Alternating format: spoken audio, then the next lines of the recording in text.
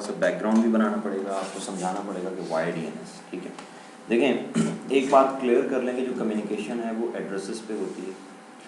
इसकी मैं आपको बड़ी सिंपल सी एग्जांपल देता हूँ। आपका जो मोबाइल है उसमें आपने लोगों के नंबर सेव किए हुए होते हैं, नंबर विद नेम्स। जैसे मेरा आपने नंबर सेव किया होगा, आपने लिखा होगा काजी ताहिर हुसैन, नीचे नंबर दे दिया, व्हाटएवर। ठीक है, अब इसमें सवाल ये है कि अगर मैं आप में से किसी से भी पूछूं कि मेरा नंबर ज़बानी बताएं क्या, तो किसी को नंबर याद नहीं होगा। ठीक है, तो आप मेरे नेम की बेस पे मेरा फ़ोन नंबर मोबाइल में सर्च करते हैं, बल्कि आप नेम सर्च करके और डायल कर देते हैं। आपके लिए नेम याद रखना आसान है, लेकिन नेम जो है उसका कोई रोल नहीं है जब आप टेलीकम्युनिकेशन की बात करते हैं। टेलको को जो चाहिए वो नंबर है। आपकी जो मोबाइल कंपनी है उसका नाम से कोई ताल्लुक नहीं है, उसको जो चीज़ रिक्वायर है दैट इज़ नंबर। ठीक है, तो हमें मिड में एक सॉफ्टवेयर कंपोनेंट चाहिए जो उस नेम को कन्वर्ट कर दे नंबर में, या in other words I would say जब आप डायल करें तो आपका मोबाइल नेम को नहीं नंबर को डायल करे, और ऐसा ही होता है। ठीक है, इसी चीज़ को जब हम डाटा कम्युनिकेशन नेटवर्किंग में देखते हैं तो ये तो आपको मैं पहले ही बता चुका हूँ कि we are only concern with TCP/IP, क्योंकि TCP/IP is the widely use protocol. Internet connectivity is the mandatory requirement of any network. ठीक है, और इसलिए because internet only speaks in TCP/IP, so you are bound to install TCP/IP in your environment. ठीक है, TCP/IP के बगैर data communication networking में survival नहीं है। ठीक है, प्रोटोकॉल्स और भी थे, लेकिन since we are only concern with TCP/IP तो हमारी सारी बातें TCP/IP के रेफरेंस से होंगी।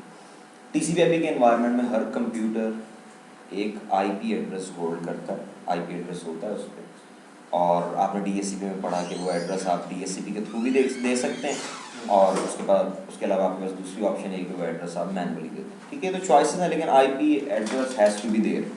अगर IP एड्रेस नहीं है तो कम्युनिकेशन नहीं हो सकेगी। ठीक है, अच्छा, अब इसका मतलब है आप भी जब कम्युनिकेट कर रहे हैं, जिस तरह जब आप लेटर लिखते हैं तो लेटर में आपको सेंडर और रिसीव यानी अपना एड्रेस लिखना पड़ता है, और जिसको आप भेज रहे हैं जो आपका डेस्टिनेशन है, रिसीवर है, उसका एड्रेस आपको मेंशन करना पड़ता है ताकि उसकी डिलीवरी हो सके। तो इसी तरह कंप्यूटर से जो भी चीज़ निकल के जाएगी उसमें सेंडिंग एड्रेस और रिसीविंग एड्रेस होना चाहिए, अदरवाइज डिलीवरी ऑफ डाटा नहीं हो सकेगा। ठीक है, तो अब क्या हम किसी भी इन्वायरमेंट में हमें पता होता है कि हमारा जो इंटेंडेड डेस्टिनेशन है उसका IP एड्रेस क्या है? हमें तो नहीं पता होता। हम तो सिंपली माई नेटवर्क प्लेसेस में जाते हैं, नेटवर्क को ब्राउज करते हैं, सामने लिखा हुआ होता है प्रिंट सर्वर, डबल क्लिक कर देते हैं, सामने लिखा हुआ होता है DB सर्वर, उस पर डबल क्लिक कर देते हैं, सामने लिखा हुआ होता है PC1, उस पर डबल क्लिक कर देते हैं, वो कंप्यूटर ओपन हो जाता है, उसकी रिसोर्सेज नज़र आना शुरू हो जाती है। तो डेफिनेटली मिडिल कोई इंटरमीडिएरी ज़रूर है जो उस प्रोसेस को कंप्लीट करता है, क्योंकि कम्युनिकेशन तो IPs पे होगी, नेम पे नहीं होगी। ठीक है, नेम क्यों ज़रूरी है? क्योंकि names are easier to remember. आपको कहा जाता है www.hotmail.com, तो ये इट्स क्वाइट सिंपल, इसको आप याद रख लेते हैं। इसकी जगह अगर मैं कहूँ 64.96.203.204 तो ये शायद याद ना रहे। हो सकता है एक वेबसाइट का आप याद कर लें, लेकिन आप जब इंटरनेट यूज़ कर रहे होते हैं तो फेसबुक पे जाते हैं, यूट्यूब पे जाते हैं, हॉटमेल पे जाते हैं, ठीक है, याहू पे जाते हैं, गूगल पे जाते हैं, ठीक है, उन सब के IPs याद रखना प्रैक्टिकली इम्पॉसिबल है। ठीक है, तो कहने का मकसद ये है कि एक इंटरमीडिएरी हमें चाहिए जो क्या करे, आप नाम लिखें, वो उस नाम को कन्वर्ट कर दे किसमें? IP address. बात समझ में आ रही?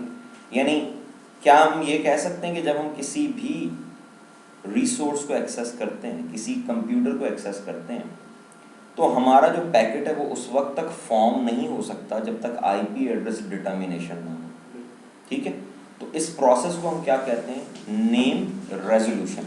यानी कम्युनिकेशन से पहले एक फेज होता है जिसे हम क्या कहते हैं? Name resolution process. और ये वैसे भी होता है, आप अपनी सिम निकाल के किसी और मोबाइल में डाल देते हैं तो आपका सबसे मेजर कंसर्न क्या होता है? Phone book. यही होता है ना कि आपकी वो कॉन्टैक्ट लिस्ट का क्या बनेगा। ठीक है, तो यही चीज़ होती है कि आप नेम पुट करते हैं ब्राउज़र में, या आप अगर लैन एनवायरनमेंट में बैठे हैं तो आप कंप्यूटर पे डबल क्लिक करते हैं और DNS उस नेम को कन्वर्ट करता है IP एड्रेस। इसका मतलब है DNS के पास तमाम कंप्यूटर्स के नेम और IP एड्रेसेस होते हैं, क्योंकि अगर उसके पास डेटाबेस नहीं है तो वो उस नेम की बेस पे IP डिटरमिन नहीं कर सकता। नेम रेजोल्यूशन के लिए उसके पास कंप्लीट डेटाबेस होना ज़रूरी है। ठीक है, इतनी बात क्लियर होती है? कोई मुश्किल बात तो नहीं है अभी तक? ओके, तो हम ये कह सकते हैं कि name resolution is the process in which name is resolve to IP address. Resolution का वर्ड आपने शायद पहले भी सुना हो, याद है हम मैट्रिक में एफएससी में पढ़ते थे resolution of a vector. Resolution वहाँ पे, रेजोल्यूशन का वर्ड वहाँ भी यूज़ होता है जहाँ पे आप किसी सिंबॉलिक, किसी नॉन मैथमेटिकल, किसी नॉन न्यूमेरिक चीज़ से कोई क्वांटिटिव चीज़ निकाल रहे हैं।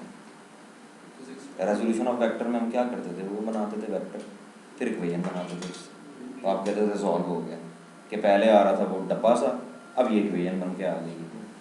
तो एक नॉन क्वांटिटिव चीज़ से क्वांटिटिव चीज़ आ गई। www.hotmail.com ये न्यूमेरिकल चीज़ नहीं, ठीक है, ये एड्रेस नहीं हो सकता, ठीक है, ये मैथमेटिकल नहीं है। लेकिन 64.65.92.52 ये मैथमेटिकल है, न्यूमेरिक है। तो दैट्स वाई हम इसे रेजोल्यूशन कहते हैं, और आपने हमेशा रेजोल्यूशन कहना है, आपने कभी भी कन्वर्जन नहीं कहना, ठीक है। रेजोल्यूशन ज़्यादा प्रिसाइज है, जो मीनिंग्स को कम्प्लीटली कैरी कर रहा है। इतनी बात क्लियर होती है। तो डीएनएस क्या करता है, नेम को रिजॉल्व करता है आईपी एड्रेस में। याद रखिएगा हिस्टोरिकली, मैंने क्या कहा हिस्टोरिकली, मैं आपको बाय बर्थ बता रहा हूँ कि टीसीपीआईपी स्टार्ट में क्या करता था। आपको पता है टीसीपीआईपी बाय बर्थ डीएनएस के साथ नहीं था। जब टीसीपीआईपी बनाया गया था ना, अगर आप हिस्ट्री ऑफ इंटरनेट पढ़ें तो एक नाम आपके नज़रों से गुजरेगा, आरपानेट। इंटरनेट का जो प्रेडिसेसर था, इंटरनेट का जो एक्चुअल नेम था, दैट वाज आरपानेट। आरपानेट के ज़माने में इंटरनेट ग्लोबल नहीं था, बल्कि यूएस, नॉर्थ अमेरिका, सिर्फ वहाँ पे होता था, अमेरिका, कनाडा, ठीक है। और इसका यूजेज कमर्शियल नहीं था, इसका यूजेज क्या था, हॉस्पिटल्स के लिए था, एनजीओज के लिए था, रिसर्च ग्रुप्स के लिए था, दैट्स इट, ठीक है। उस ज़माने में क्या होता था, there wasn't anything like DNS, कोई डीएनएस नहीं था उसमें। क्या चीज़ थी उस वक्त यूज़ होती थी, होस्ट फाइल। रिस्पॉन्सिबल उस आरपानेट की कौन थी, इंटरनेट। इंटरनेट बड़ी पुरानी कंपनी है, ठीक है। इंटरनेट ने अपना एक सर्वर लगाया हुआ था, उस सर्वर पे क्या बनी हुई होती है, ये आरपानेट, ये आरपानेट, जो भी स्ट्रक्चर है इसका। अब तो बहुत बड़ा हो गया ना इंटरनेट, उस जमाने में इतना बड़ा नहीं था, मेरे ख्याल इससे 100,000 टाइम्स छोटा होगा, मे बी मोर। तो मैं एक यूज़र हूँ, मैं जनाब कनेक्शन लेता हूँ उसका, ये इंटरनेट का सर्वर है, इस पे क्या पड़ी हुई है, होस्ट फाइल। इस होस्ट फाइल में क्या है, तमाम वेबसाइट्स के नेम्स और आईपीस, ठीक है। मैंने सबसे पहले क्या करना है, इस फाइल को डाउनलोड करना है। जब मैं इसे डाउनलोड करूंगा तो मेरे कंप्यूटर में नेम्स भी आ गए, आईपीस भी आ गए। अब अगर मैं इस कंप्यूटर से कम्युनिकेट करना चाहता हूं तो मेरे, आपको पता है होस्ट फाइल रैम में लोड होती है, होस्ट फाइल अब भी मौजूद है आपके पास, आप यूज कर सकते हैं, ठीक है। विंडोज में जो एक्सेट्रा की डायरेक्टरी है ना, जहाँ पे सर्विसेज की पोर्ट वाली फाइल होती है, वहीं पे होस्ट की फाइल भी होती है। अगर मैं वहां कुछ लिख दूं वो उसी वक्त रैम पे आ जाएगा, मुझे एक्सेस करने की जरूरत नहीं है, राइट एट दैट टाइम वो रैम का पार्ट बन जाएगा। ये मैं आपको दिखाता हूँ। अगर मैं लाइक हम इसका तो रैम पर है इस वक्त रैम पे, हाँ रैम पे, मैं दिखाता हूँ आपको, परेशान क्यों होते हैं। ओपन करें, ये हम कमांड प्रॉम्प्ट पे आए, यहाँ मैं लिखता हूँ IP config। कैशे को व्यू करने के लिए कमांड होती है डिस्प्ले DNS। कौन सा कैशे, DNS की वजह से जो कैशे बनता है, ये होस्ट नेम रेजोल्यूशन कैशे। देखा ना, कंप्यूटर ने एक दफा IP डिटरमिन कर लिया तो फिर बार बार दोबारा DNS को क्यों तंग करे, कैशे से ही उठा ले। तो हम इसका कैशे व्यू करते हैं कि इसके कैशे में कुछ है। IP config / display DNS, जी क्या कहता है, can not display the DNS resolver cash, कुछ भी नहीं है कैशे में, ठीक है। इस वक्त इसके कैशे में कोई एंट्री नहीं है। अब हम क्या करते हैं, एक एंट्री खुद दे लेते हैं और फिर देखते हैं कि कैशे में कुछ आया। कमांड यही सफिशेंट थी, मैंने तो स्लैश, ये पाइप साइन मोड लगाने का फ़ायदा ये होता है कि अगर रिजल्ट आपका मल्टीपल पेजेस में है तो वो पेज बाय पेज दिखा देता है। हम जरा ओपन करते हैं विंडोज़ में, जाएं यार, बिल्कुल क्लियर कॉन्सेप्ट बनाना है, मैं आपको बता रहा हूँ, मैं आपको बिल्कुल डेड स्लो होके करवा रहा हूँ, ठीक है। सिस्टम 32 ड्राइवर्स एक्सेट्रा, ये है होस्ट फाइल। खोलें इसे, नोटपैड में ओपन कर लें। इस वक्त इसमें कोई एंट्री नहीं, ये जो हैश होता है ना, नंबर साइन, इसका मतलब हाँ कमेंट्स बन जाती है। मैं यहाँ पे एक एंट्री दे देता हूँ, मैं यहाँ लिखता हूँ 200.1.1, ठीक है, ये IP दे दिया, आगे नाम देता हूँ PC27.exchange .com, ये मैंने एक एंट्री दी, एंट्री हो गई, मैंने इसे एक्सेस किया है, मैंने इसको एक्सेस किया अभी यहाँ से किसी कैशे व्यू करें, ये क्या आ गई, कैशे में एंट्री आ गई। यार 1 मिनट आपको देना पड़ेगा, मेरे ख्याल गेस्ट्स जो हैं दे आर लिविंग एंड उस फाइल पे बात हो रही थी और मैंने आपको दिखाया ये मैंने एक एंट्री की और अभी मैंने उस एंट्री को एक्सेस नहीं किया और वो कैशे में लोड हो गई। ठीक है, इसका मतलब है होस्ट फाइल कैशे में, ये हम कह सकते हैं ना कॉन्सेप्चुअली कोई चीज इससे कंट्राडिक्ट नहीं कर रही कि जो एंट्री आप होस्ट फाइल में दे रहे हैं वो फौरन कहाँ लोड हो जाती है, कैशे में। या आप ये कह लें कि होस्ट फाइल में जो एंट्रीज होती हैं, क्योंकि कॉन्सेप्चुअली शायद ये गलत हो कि आप कहेंगे होस्ट फाइल रैम में, होस्ट फाइल में जो भी आप एंट्री देते हैं फौरी तौर पे कैशे में पुल कर ली जाती है। ठीक है, डीएनएस के कैशे में नहीं, रिजॉल्वर क्लाइंट के कैशे में, क्लाइंट के कैशे में 50 कंप्यूटर लगे हुए हैं, जिस कंप्यूटर की होस्ट फाइल आपने एडिट की उसके कैशे में। डीएनएस सर्वर कहां से आ गया, डीएनएस सर्वर पे जाके थोड़ी दिए मैंने, उन 50 में से जिस कंप्यूटर के कैशे में आपने दिए वहां पे कैशे में आ जाएगी जिस कंप्यूटर की होस्ट फाइल। इतनी बात क्लियर होती है। अच्छा, अब बैक ऑन हिस्ट्री, ये जो हिस्ट्री थी, ये होस्ट फाइल, इसका रिस्पॉन्सिबल कौन था, इंटरनेट। वो इस होस्ट फाइल को लुक आफ्टर करता था, एंट्रीज दी, जो भी है, किसी ने नई वेबसाइट होस्ट की उसकी एंट्री यहाँ हो जाती थी। और ये जो प्रोसेस मैंने आपको दिखाया है कि इस कंप्यूटर ने होस्ट फाइल डाउनलोड की, ये सिर्फ इस कंप्यूटर के लिए महदूद नहीं है, जितने भी कंप्यूटर्स हैं। अब आप इसका मतलब है एक चीज सोचें, आज एक वेबसाइट होस्ट होती है, ठीक है, हम बात कर रहे हैं बैक अर्ली 80s की, 1981 का जमाना है, एक वेबसाइट होस्ट हुई, इंटरनेट वालों ने उसकी एंट्री की, फौरी तौर पे क्लाइंट अगर एक्सेस करे उस वेबसाइट को, एक्सेस होगी नहीं होगी, जब तक क्लाइंट की होस्ट फाइल अपडेट नहीं होती। अपडेट भी होगी नहीं, एक तो आप होस्ट फाइल को इनिशियली डाउनलोड करें अपने पीसी पे, फिर उसमें इंक्रीमेंटली जो अपडेट्स हैं वो भी आए, तो इसका मतलब इतना पैसेज ऑफ टाइम, इससे तो बड़ा इंटरनेट पे ट्रैफिक जनरेट होता होगा। इनिशियल डाउनलोड, फिर traffic update, because of the update process जो ट्रैफिक जनरेट हो रहा है। एक और चीज भी है, होस्ट फाइल का साइज भी तो ग्रो हो रहा है, इसलिए वो ट्रैफिक भी ज्यादा होता जा रहा है। एक बात याद रखें, जब भी कोई एनवायरनमेंट ग्रो होता है, या इसको मैं जनरलाइज कर दूँ, और कोई भी प्रॉब्लम होती है ना, जब कोई भी कॉम्प्लेक्सिटी होती है, एक स्टेज होता है जब वो उस कैपेसिटी में होती है कि उसे आप हैंडल कर सकते हैं, और अगर उस टाइम पे उसे आप हैंडल नहीं करें तो फिर एक ऐसी स्टेज आ जाती है जहाँ पे उसे हैंडल करना मुश्किल होता है। जिस तरह पाकिस्तान में इलेक्ट्रिसिटी का मसला है, अगर इस पर एक्शन आज से 20 साल पहले दिए जाते हैं, आज से जब हम छोटे छोटे थे तब भी लोड शेडिंग होती थी, क्या होता था गर्मियों में जी आधे घंटे की लोड शेडिंग होती, ठीक है, वो टाइम था प्लानिंग करके और उसे ठीक करने का, ठीक है। अब भी अगर नहीं होती तो 10 साल बाद डिजास्टर भी हो सकता है, ठीक है। तो सोचें, अब जो इंटरनेट के थे गॉड फादर्स, उन्होंने ये सोचा कि होस्ट फाइल तो ग्रो कर रही है, नंबर ऑफ यूजर्स भी बढ़ रहे हैं, नंबर ऑफ वेबसाइट्स भी बढ़ रही हैं, ठीक है, तो एक स्टेज ऐसी भी आ सकती है कि होस्ट फाइल इतनी बड़ी हो जाए कि वो तो इंटरनेट की बैंडविड्थ को ही बॉटलनेक कर दे, ठीक है, because of the update process जो क्लाइंट होस्ट फाइल को अपडेट कर रहा है। तो इन सारे प्रॉब्लम्स का सोल्यूशन क्या था कि इस होस्ट फाइल से जान छुड़ा ली जाए और इस होस्ट फाइल के सोल्यूशन को रिप्लेस करे कोई ऐसा सोल्यूशन जो सेंट्रलाइज हो, क्लाइंट का हेडेक ख़त्म हो जाए। यानी रादर देन कि हम क्लाइंट के कैशे में एंट्रीज पॉपुलेट करें, आप सोचें आज के ये जो होस्ट फाइल क्लाइंट डाउनलोड करता था उस दौर में, इस होस्ट फाइल में अगर फॉर एग्जांपल उस वक्त 1000 एंट्रीज होती होंगी तो क्लाइंट ने 1000 के 1000 कंप्यूटर्स को एक्सेस करना है, नहीं करना ना, तो फिर उसे क्यों भेजें हम वो एंट्रीज, उस पर तो वही एंट्रीज जानी चाहिए ना जो वाकई उसके लिए यूजफुल हैं, ठीक है। तो इस चीज़ को सोचा गया कि इसका सलूशन निकाला जाए कि एक ऐसा सलूशन हो जो सेंट्रलाइज हो, एक जगह एंट्रीज को लुक आफ्टर किया जाए और क्लाइंट को जो एंट्रीज चाहिए वो जब चाहिए वो रिक्वेस्ट करके ले ले, रादर देन कि क्लाइंट का हम कैशे जो उसमें एंट्रीज पॉपुलेट कर दें। एक्सक्यूज मी, वालेकुम सलाम शेख, क्लास पढ़ा रहा हूँ, जल्दी जल्दी।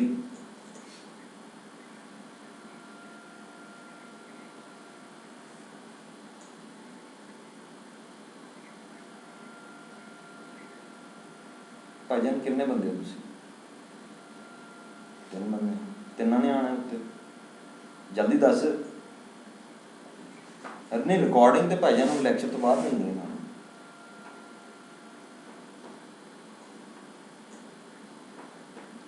1.5 घंटा तो चला जा, नेक्स्ट टाइम ले लेंगे।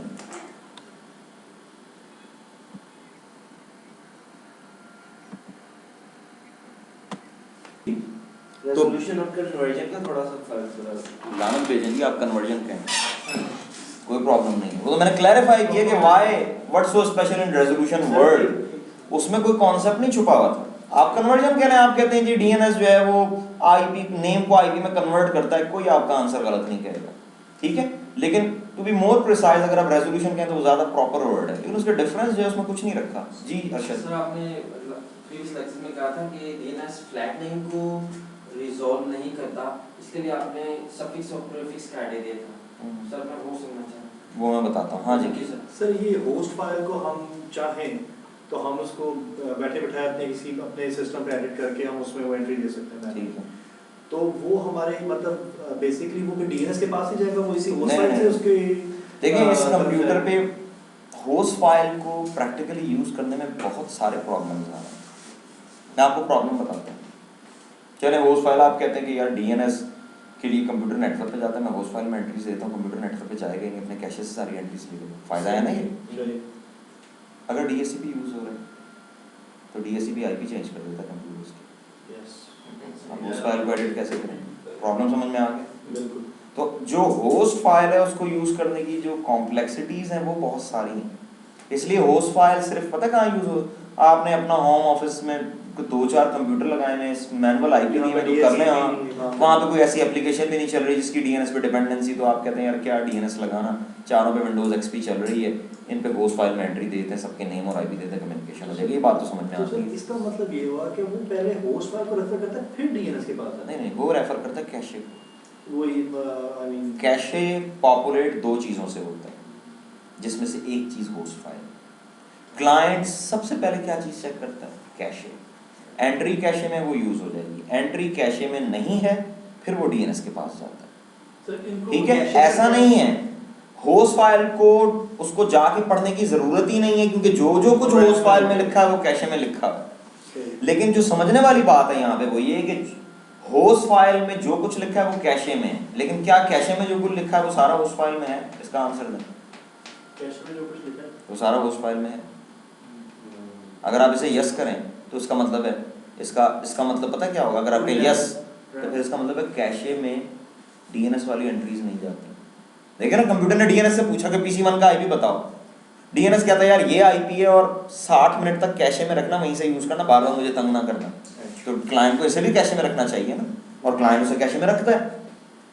कैशे पॉपुलेट 2 चीजों पे होता है, डीएनएस पे भी होता है, यानी आप डेली बेसिस पे बहुत सारे कंप्यूटर्स के साथ कम्युनिकेट कर रहे होते हैं।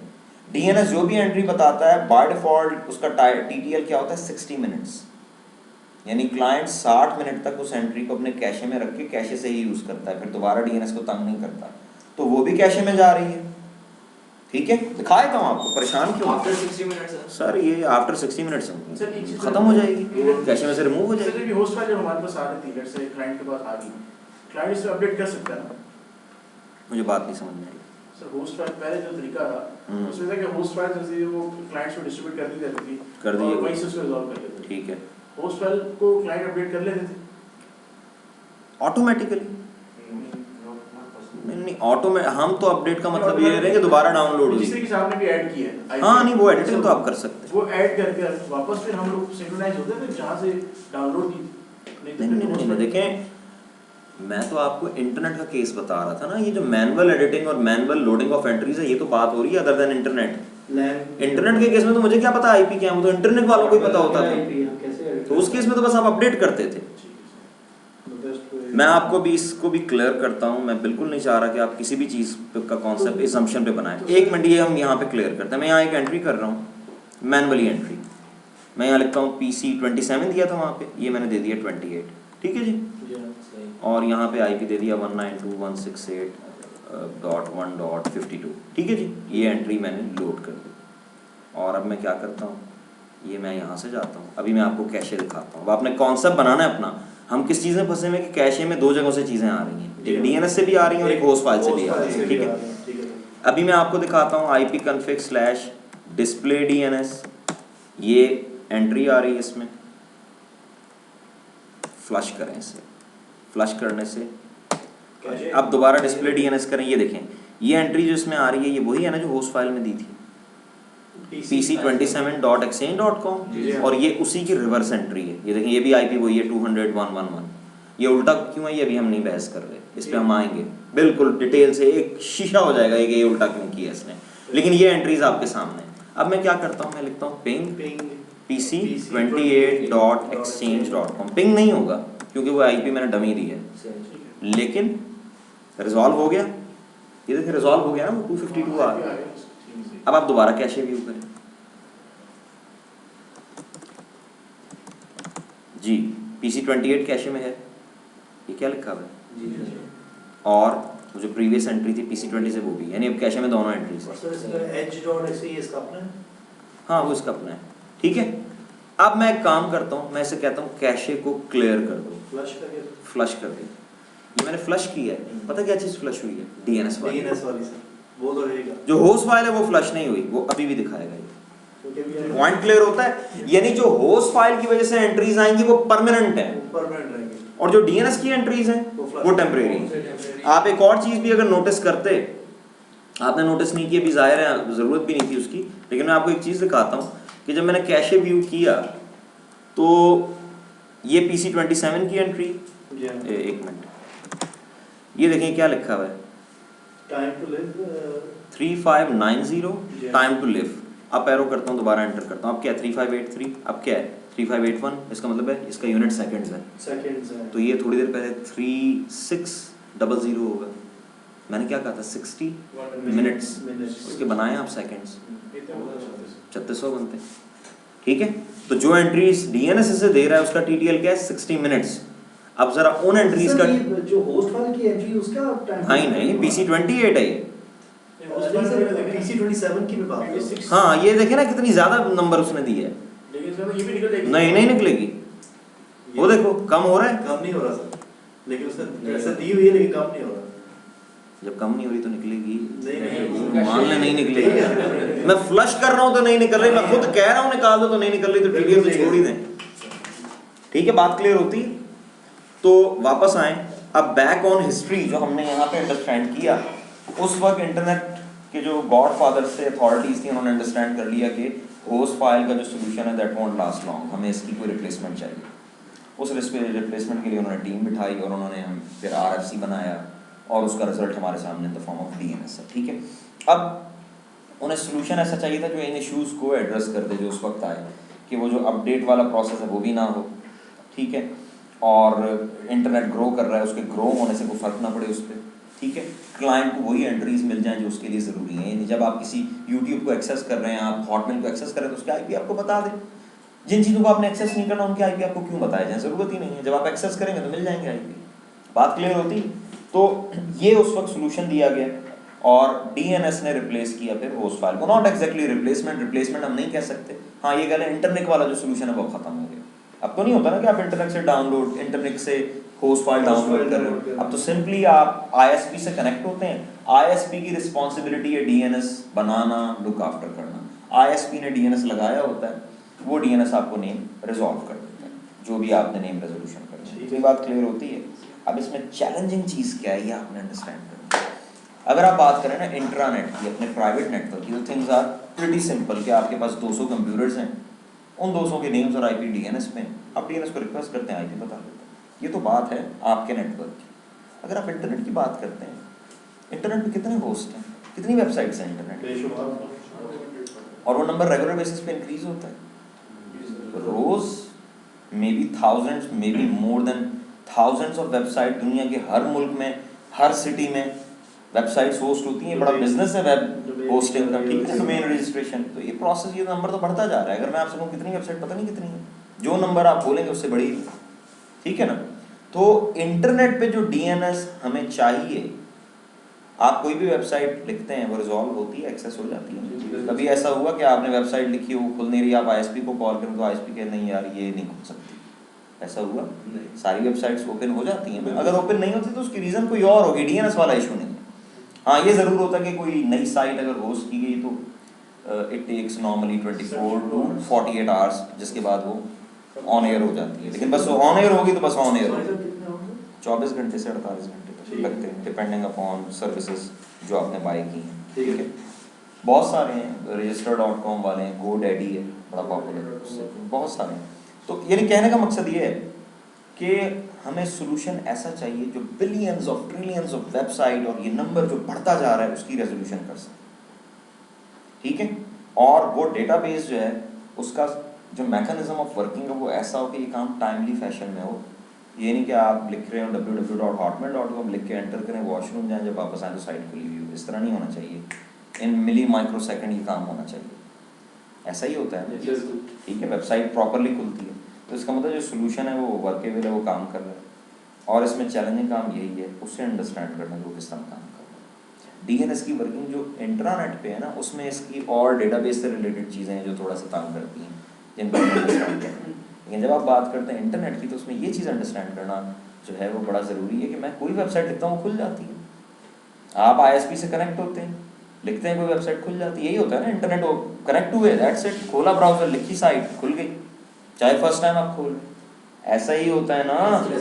एक बात याद रखिएगा, कोई भी वेबसाइट आप एक्सेस करते हैं, पहली दफ़ा रेजोल्यूशन का प्रोसेस होता है, DNS से आंसर लाते हैं और वो आपके कैशे में स्टोर हो जाता है। फिर जब तक वो टाइम एक्सपायर नहीं होगा तब तक वो नाम कैशे से यूज होता है। 60 मिनट्स चेंज भी हो सकता है, ज़रूरी नहीं है 60 मिनट्स हो। हमारा जो विंडोज़ का DNS है उसमें बाय डिफ़ॉल्ट 60 मिनट्स है, उसे आप चेंज कर सकते हैं, ठीक है। वो चेंज हो सकता है। आप में से वो लोग जिन्होंने DNS पे काम किया वो शायद इससे कंफ्यूज हो, चेंज हो सकता है यार, उसकी प्रॉपर्टीज़ में तो कोई बॉक्स नहीं है, वाकई नहीं है, आपको दिखाएंगे कहाँ से होता है, चेंज हो सकता है। ये आपका, जैसे मैंने ये एंट्री अभी क्रिएट की, ये नज़र आ रही है एंट्री, इसको मैं डबल क्लिक करूँ तो आपको कहीं नज़र आ रहा है, TTL नहीं नज़र आ रहा ना, तो परेशान नहीं होना, आपको बताया जाएगा कहाँ से होता है, ठीक है। ये एंट्री है, ये नेम है, या IP, इसके लिए आपको थोड़ा सा इंतजार करना पड़ेगा। लेकिन अब हम एक इम्पॉर्टेंट चीज़ अंडरस्टैंड करने जा रहे हैं और उसके लिए पहले मुझे बफर बनाना पड़ेगा, ठीक है। बफर यानी आपको पहले वो चीज़ें बतानी पड़ेंगी जिसकी बेस पे वो चीज़ आप समझ सकेंगे। सबसे पहले चीज़ आप लिखेंगे DNS क्यूरीज।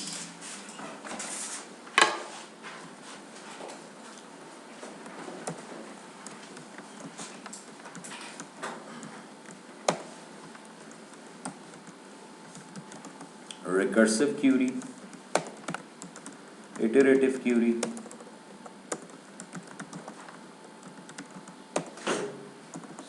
ठीक है। इसको बहुत सारे लोग आइटरेटिव पढ़ते हैं, लेकिन मैं बहरहाल इटरेटिव पढ़ूंगा और मैं इस पे कोई एतराज़ नहीं कर रहा, आप इसे जो पढ़ना चाहें पढ़ सकते हैं।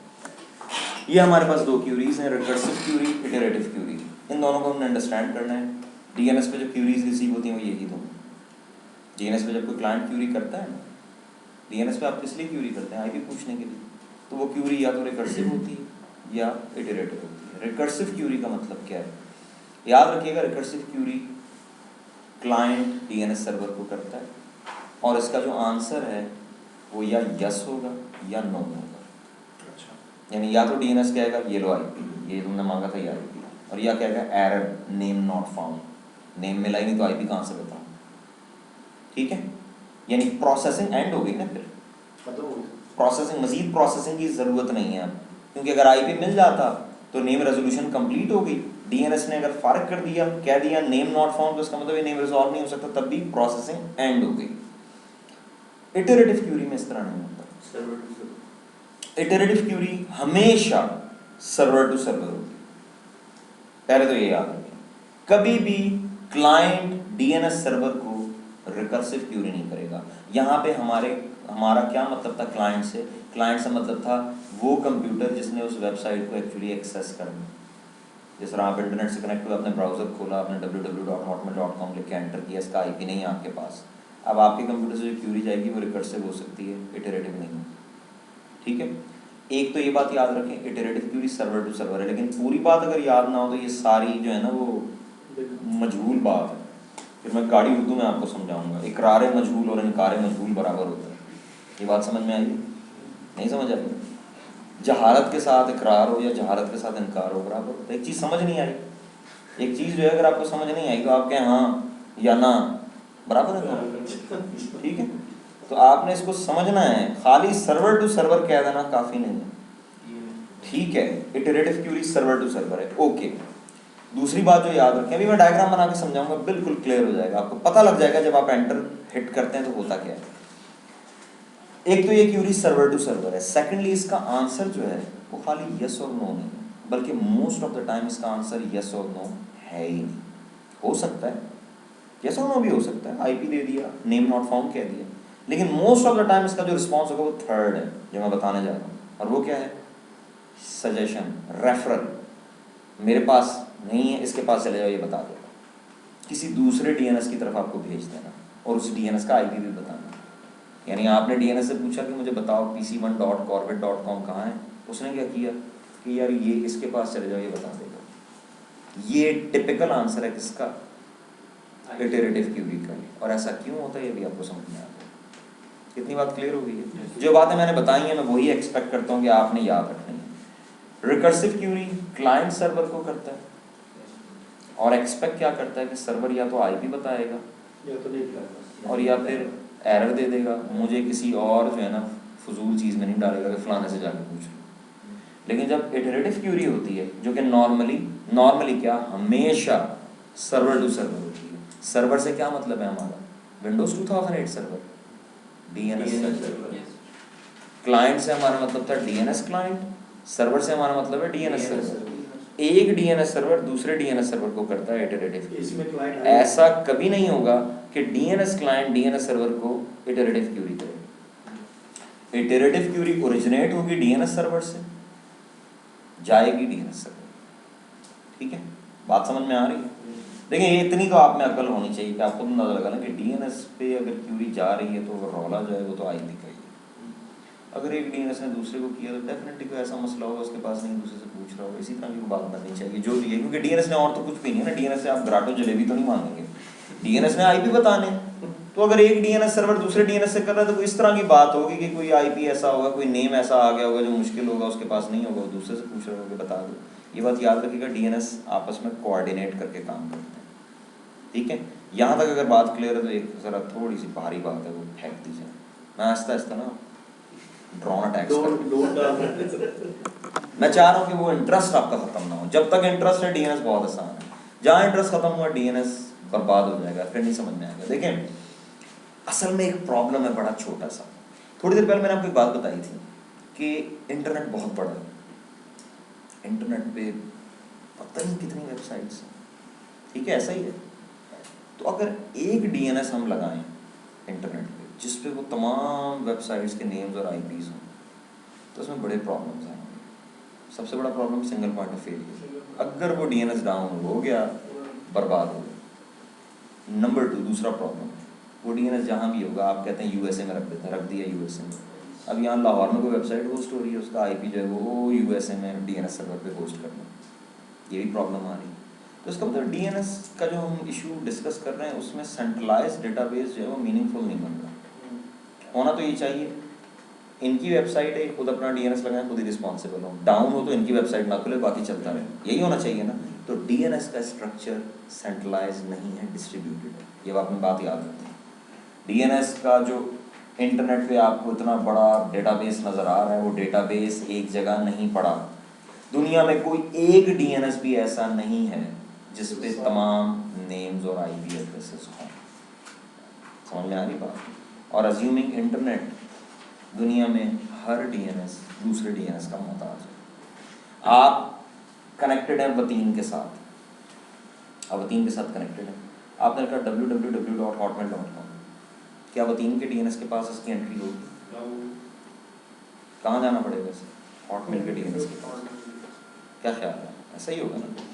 आपकी जॉब हो जाती है हॉटमेल पे, आप यूएसए चले जाते हैं जी, हॉटमेल के नेटवर्क में आप बैठे हैं, आपने ब्राउज़र खोला, लिखा www.yahoo.com, रिक्वेस्ट गई आपके डीएनएस के पास जो कि हॉटमेल का है। क्या ये हॉटमेल का डीएनएस जो इसके डेटाबेस में याहू की एंट्री होगी? नहीं होगी ना। कहाँ होगी? याहू के डीएनएस में। इसका मतलब है जिसकी वेबसाइट उसका डीएनएस। दुनिया में कोई एक डीएनएस भी ऐसा नहीं हो सकता जिस पे सारा डेटाबेस हो। हाँ, ये हो सकता है कि डीएनएस पे एक से ज़्यादा एंट्रीज होती है ना, एक ही कंपनी उसकी 3-4 वेबसाइट। माइक्रोसॉफ्ट है, Microsoft.com भी माइक्रोसॉफ्ट की, हॉटमेल भी माइक्रोसॉफ्ट की, MSN भी माइक्रोसॉफ्ट की, टेकनेट भी माइक्रोसॉफ्ट की, पासपोर्ट भी माइक्रोसॉफ्ट की। तो ऐसा हो सकता है माइक्रोसॉफ्ट ने डीएनएस लगाया उस पर 5 हों, ये हो सकता है। तो ठीक है, अगर इंटरनेट पे ट्रिलियंस ऑफ वेबसाइट्स हैं तो बिलियंस ऑफ डीएनएस कर लें। लेकिन ये नहीं हो सकता कि ट्रिलियंस ऑफ वेबसाइट है तो आपके 50 डीएनएस है, ये नहीं है। वो नंबर फिर भी बहुत बड़ा है कि इंटरनेट पे जो नंबर ऑफ डीएनएस बन रहा है वो इतना बड़ा नंबर है कि इस चीज को समझना बड़ा जरूरी है कि वो इतने सारे डीएनएस आपस में इंटरेक्ट कैसे करते हैं। यही वो चीज है जो आपने समझनी है। इसके लिए इतना लंबी कहानी जो सुनाई सर इन अदर वर्ड्स के एक दूसरे पर डिपेंडेंट है। हाँ, सारे डीएनएस, हर डीएनएस दूसरे पे डिपेंडेंट है। आप एक वेबसाइट होस्ट करते हैं, उमर एक वेबसाइट बनाते हैं, उसका नाम है exchange.pakistan.com, exchange-pakistan.com, ये इनकी वेबसाइट है। ये इन्होंने लगाए, रजिस्टर करवा ली, सब कुछ हो गया, अपना डीएनएस लगाया, उस पर उसका आईपी दिया और ये वेबसाइट इस सर्वर पे हो। ये वेब सर्वर है, ये डीएनएस सर्वर है। यूएसए में एक बंदा बैठा हुआ है, वो इंटरनेट से कनेक्ट होता है, मैं का ऑनलाइन खोलता है ब्राउजर, उस पर लिखता है www.exchange-pakistan.com। इसको रिजॉल्व कौन करेगा? ये डीएनएस। इसका मतलब है वो इंटरनेट पे जितने भी डीएनएस हैं, उसकी अपनी AOL का डीएनएस, वो मोहताज हुए इस डीएनएस के। यही मतलब हुआ। इससे रिलेटेड नहीं, लेकिन थोड़ा समझना, अगर ये अपने डीएनएस में नहीं इसको एंट्री कराते, आईएसपी की तरह पा सकते नहीं, तो फिर ISP रिस्पॉन्सिबल हुआ, तो फिर वो डीएनएस ISP के डीएनएस का मोहताज हुआ।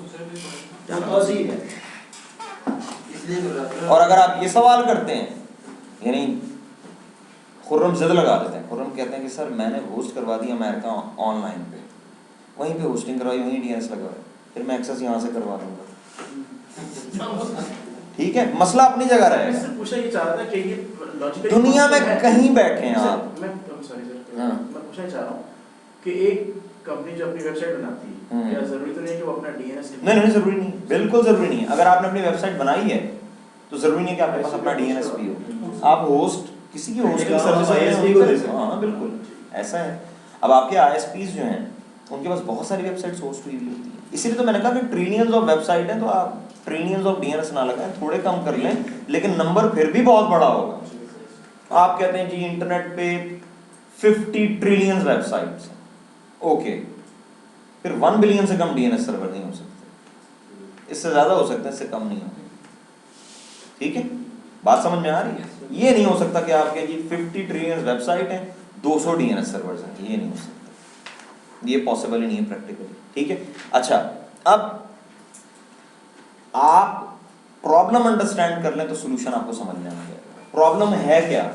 मैंने कहा कि इंटरनेट का जो वर्केबल सॉल्यूशन अब हमारे सामने आएगा, जिसकी वजह से मैं इंटरनेट से कनेक्ट होता हूँ, वेबसाइट चाहे नाइजीरिया में पड़ी हो, चाहे यूएसए में पड़ी हो या सऊदी अरेबिया में पड़ी हो, वो खुल जाती है। प्रॉब्लम एक आ सकता है भी हाँ, जैसे सर आप फर्ज करें आप hotmail.com लिख रहे हैं और आपके जो डीएनएस है, आपके जो सबसे जो करीब डीएनएस पड़ा है, उसको उसका एड्रेस नहीं मालूम, तो उसको कैसे पता कि हॉटमेल का मैंने पास जाना? ये हमें यही तो समझना है। पहले प्रॉब्लम अंडरस्टैंड करें, प्रॉब्लम अंडरस्टैंड करें, मैं आपको समझाता हूँ ये कैसे होता है।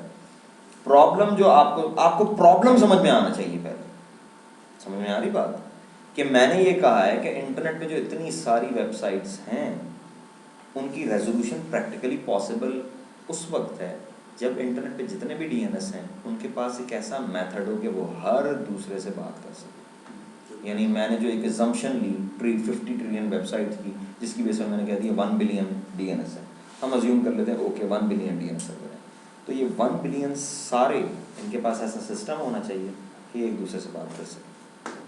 ठीक है, और वो बात कोई हवा में से नहीं होगी, नेटवर्किंग के जो रूल्स हमने पढ़े उसी के मुताबिक कम्युनिकेशन आईपी पे होती है। इतनी बात क्लियर होती है? प्रॉब्लम समझ में आ गई कि वो डीएनएस आपस में बात कैसे कर लेते हैं? ठीक है ना, क्लियर है ये? ओके, मैंने भी आपको 2 क्यूरीज बताई थी, मैं इनका रिकैप देता हूँ, फिर हम बोर्ड पे एक डायग्राम बनाएंगे और इसको हम सारे रौले को ख़त्म कर लेंगे। ठीक है ना कुर्बान?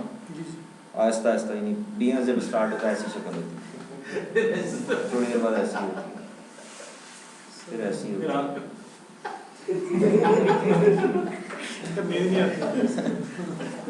ओके,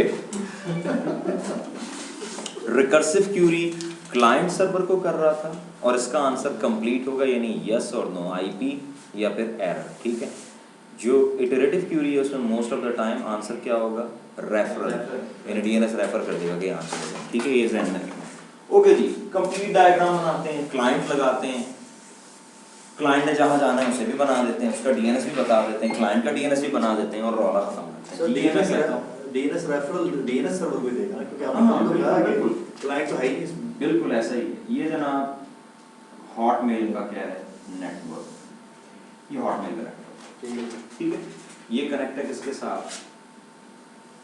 इंटरनेट पता नहीं ये क्या है, ये जी इंटरनेट,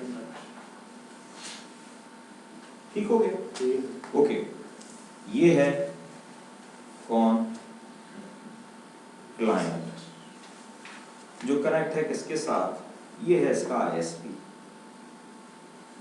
ठीक है। और ये आईएसपी में कौन लगा हुआ है, ये जी आईएसपी का क्या है डीएनएस, ठीक है जी। आईएसपी की एग्जांपल यानी मैं यहाँ लिख देता हूँ वतीन फॉर एग्जांपल, ठीक नहीं यार ये ज्यादती है, मैं यूज करता हूँ क्यू भी लिखूँ वतीन में, ये जनाब क्यू भी है, ठीक है। इसके थ्रू आप कनेक्ट है किसके साथ, इंटरनेट। इतनी बात क्लियर होती है। अच्छा, मैं एक चीज जो मुझे थोड़ा सा पहले आपको बता देनी चाहिए थी वो मैं बता रहा हूँ, और आपने, मैं यहाँ पे बता देता हूँ, ये जो नाम आप लिखते हैं ना, फॉर एग्जांपल ये आपने अलग लिखना है, इस सफ़े को एज इट इज रहना है, सफ़ा पलट के जो मैं लिख रहा हूँ ये लिखना है। www फॉर एग्जांपल आप इसमें लिखते हैं hotmail.com, ये जो नेम है ये हायरार्किकल है, ये कौन सा नेम है, हायरार्किकल नेम है। हायरार्किकल का उलट होता है फ्लैट, फ्लैट नेम क्या होता है, PC1, ये फ्लैट नेम है। जैसे मेरा हाउस नंबर है 759, ये फ्लैट है। हायरार्किकल क्या होगा, हाउस नंबर 759 नशीमनी पार्क कोऑपरेटिव हाउसिंग सोसाइटी, पूरा जी स्ट्रीट नंबर, सिटी, कंट्री, ठीक है। इसकी मैं सिंपल सी आपको एग्जांपल देता हूँ कि एक कॉलोनी बनती है, एक कॉलोनी, एक सोसाइटी, हाउसिंग सोसाइटी, उसमें 10 घर हैं।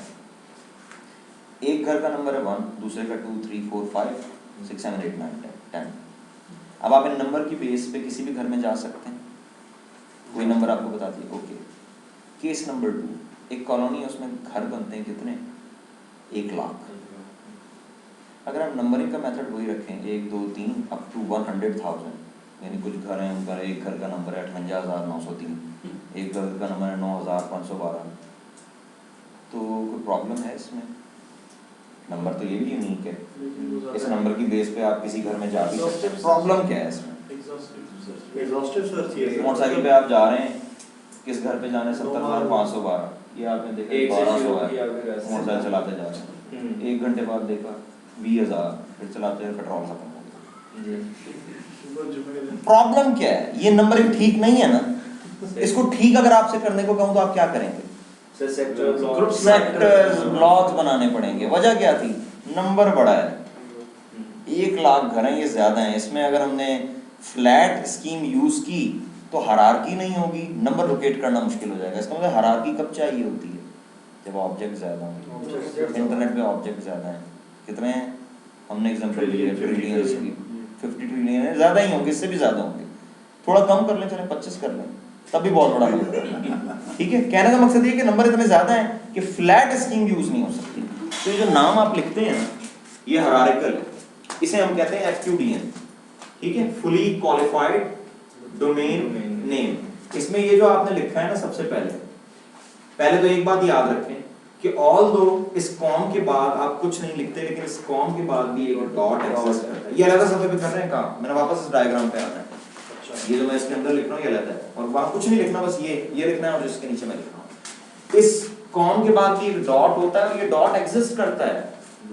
यहाँ जाएं जरा डीएनएस में एंट्री दें, लेकिन आप ये डॉट नहीं लिखते, ना लिखने की जरूरत है। यहाँ मैं राइट क्लिक करता हूँ, न्यू होस्ट, इधर लिख देता हूँ PC45। मुझे बताएं ये क्या है, उसके बाद भी ऐसा उसके बाद भी एक डॉट लिखा हुआ है ना इसने, तो ये डॉट एग्जिस्ट करता है, और ये रिप्रेजेंट करता है किसे, रूट डोमेन को। ये क्या है, रूट डोमेन। इसके बाद कॉम क्या है, शाबाश, टॉप लेवल डोमेन।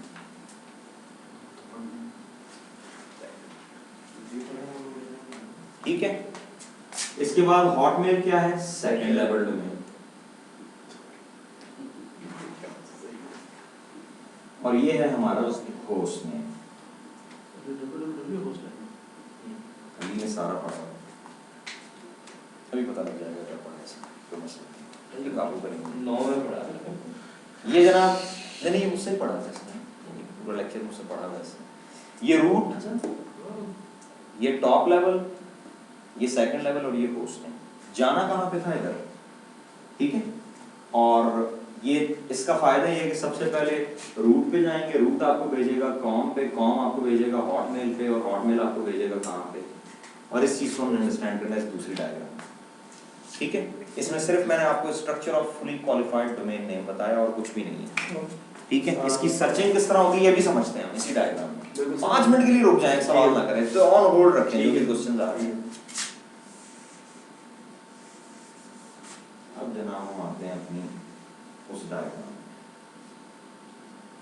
जिसमें इस मुद्दे को हमने, एक मैं आपको और मजेदार बात बताऊंगा जो डीएनएस के लेक्चर में हुई थी।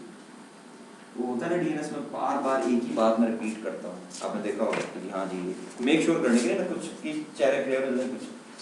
तो एक क्लास में पढ़ा रहा, मैंने कहा हाँ जी ये टॉप लेवल डोमेन है, क्लियर है ये। तो मैंने 3-4 दफा कह दिया हाँ जी ये टॉप लेवल है। स्टूडेंट कहता है हाँ सर जी क्लियर होगा, मुझे जो की करना है उसका मकसद था आगे चलें, तो जाहिर है किसी और को क्लियर नहीं हुआ जिसकी वजह से मुझे रिपीट करना पड़ा था। ओके ये इंटरनेट था। अब जनाब मसला क्या है कि ये बंदा जो कनेक्टेड है ये कहाँ जाना चाहता है, इस पे जो यूजर बैठा है उसने अपने ब्राउजर में क्या लिखा है, hotmail.com, ये इसने लिखा है, ठीक है। इस क्लाइंट आप जब इंटरनेट से कनेक्ट होते हैं आपको डीएनएस मिलता है, इसका डीएनएस ये है, ये कौन है, इसका डीएनएस, इसे ये क्यूरी करता है।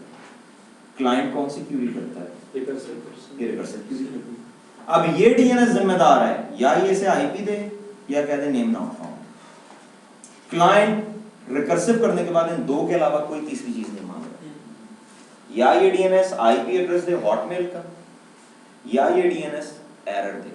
प्रॉब्लम ये है कि ये डीएनएस को क्यों भी करे, इसके पास तो डेटाबेस ही नहीं है हॉटमेल का कि उस डेटाबेस को पढ़ के, हम ये थोड़ी देर पहले क्लियर कर चुके हैं कि डीएनएस का डेटाबेस डिस्ट्रीब्यूटेड होता है। क्यूबी का डीएनएस अपनी वेबसाइट का रिस्पॉन्सिबल, हॉटमेल का डीएनएस यहाँ जो लगा हुआ होगा ये मैं कहता हूँ हॉटमेल की क्या है, ये हॉटमेल का डीएनएस है और ये हॉटमेल की वो वेबसाइट है जहाँ पे यूजर जाना चाहता है, वेब सर्वर पड़ा हुआ, ठीक है। इस क्लाइंट को अल्टीमेटली जो आईपी चाहिए वो इसका चाहिए, लेकिन क्योंकि ये हॉटमेल का वेब सर्वर था इसलिए इसका आईपी एड्रेस इस डीएनएस में, इसमें नहीं। क्लाइंट को आईपी चाहिए वेब सर्वर का और डीएनएस को आईपी एड्रेस चाहिए इस डीएनएस का। क्या ख्याल है, इसके अलावा कोई और डीएनएस है जिसके पास आईपी एड्रेस हो हॉटमेल की वेबसाइट? कोई नहीं है। तो डीएनएस इस प्रॉब्लम को सॉल्व उसी वक्त कर सकता है जब इसके पास आईपी इसका हो। मैंने एक बात आपको बताई थी कि हमने जो सबसे चैलेंजिंग चीज है जिसे अंडरस्टैंड करना है, जिसके लिए सारा कुछ मैं आपको बता रहा हूँ, वो इंटरएक्टिविटी बिटवीन डीएनएस सर्वर, वो जो बिलियन ऑफ डीएनएस सर्वर है वो आपस में कैसे बात करते हैं, उससे सारा जो है ना वो मसला हल हो जाएगा, ठीक है। तो इस डीएनएस ने पहुंचना है कहां तक, यहां तक। उसके लिए वो जो नेम है इसे ये यहां से पढ़ना शुरू करता है। सबसे पहले क्या है, डॉट, ये कहां जाता है, रूट टू डीएनएस के अंदर। ये कौन है, ये रूट डीएनएस है। और क्यूरी पता है कौन सी है, तो इसका मतलब ये एक्सपेक्ट अब आप कर सकते हैं कि इसके आंसर में रूट डीएनएस से जरूरी नहीं है कि आईपी एड्रेस ऑफ हॉटमेल बता दें, कहीं और भी भेज सकते हैं। और ये जो फुली क्वालिफाइड नेम लिखा है इसमें याद रखिएगा, रूट रिस्पॉन्सिबल है टॉप लेवल का, टॉप लेवल रिस्पॉन्सिबल है सेकंड लेवल का, और सेकंड लेवल उससे आगे का, और इस तरह चलते चलते। तो रूट कहता है कि यार मैं तो रिस्पॉन्सिबल ही किसका हूं, कॉम का, ईडीयू का, पीके का, मुझसे ये पूछो। तो वो उसे आंसर में क्या देता है, ये देता है आस्क कॉम, कॉम के डीएनएस का आईपी बता देता है। अब ये कहां गया,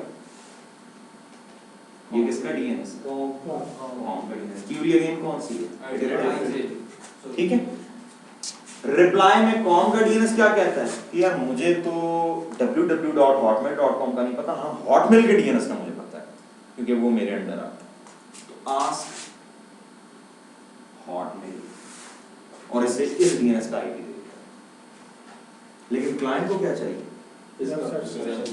ये अब कहां गया, इस पे गया, अगेन इटरेटिव। सही सर। अब ये डीएनएस अपना डेटाबेस जब पढ़ेगा तो ओके इसके पास है आंसर। ये रिटर्न क्या कर देगा, आईपी एड्रेस रिटर्न जो चाहिए था, ठीक है, और ये आईपी से दे दिया। अब अगर आप देखें तो रिकर्सिव के रिप्लाई में क्या आया, जवाब जो आईपी, और इटरेटिव के रिप्लाई में यहाँ जवाब जरूर आया है, लेकिन 3 क्यूरीज हुई हैं उसमें से 2 में रेफरल आया। मैंने आपको यही कहा था कि मोस्ट ऑफ द केसेस में ज्यादा जो आंसर आपको मिलेगा वो रेफरल का। समझ में आ रही बात? और ऐसा ये इतना लंबा चक्कर हुआ क्यों है, क्योंकि डीएनएस का स्ट्रक्चर डिस्ट्रीब्यूटेड है। अगर डीएनएस का स्ट्रक्चर सेंट्रलाइज होता तो इसकी जरूरत नहीं थी, लेकिन उसके अपने प्रॉब्लम्स थे, सिंगल पॉइंट ऑफ फेलियर था। इसमें सिंगल पॉइंट ऑफ फेलियर नहीं है, डाउन करें आप, ये डीएनएस डाउन हो गया, क्या होगा, हॉटमेल नहीं खुलेगी,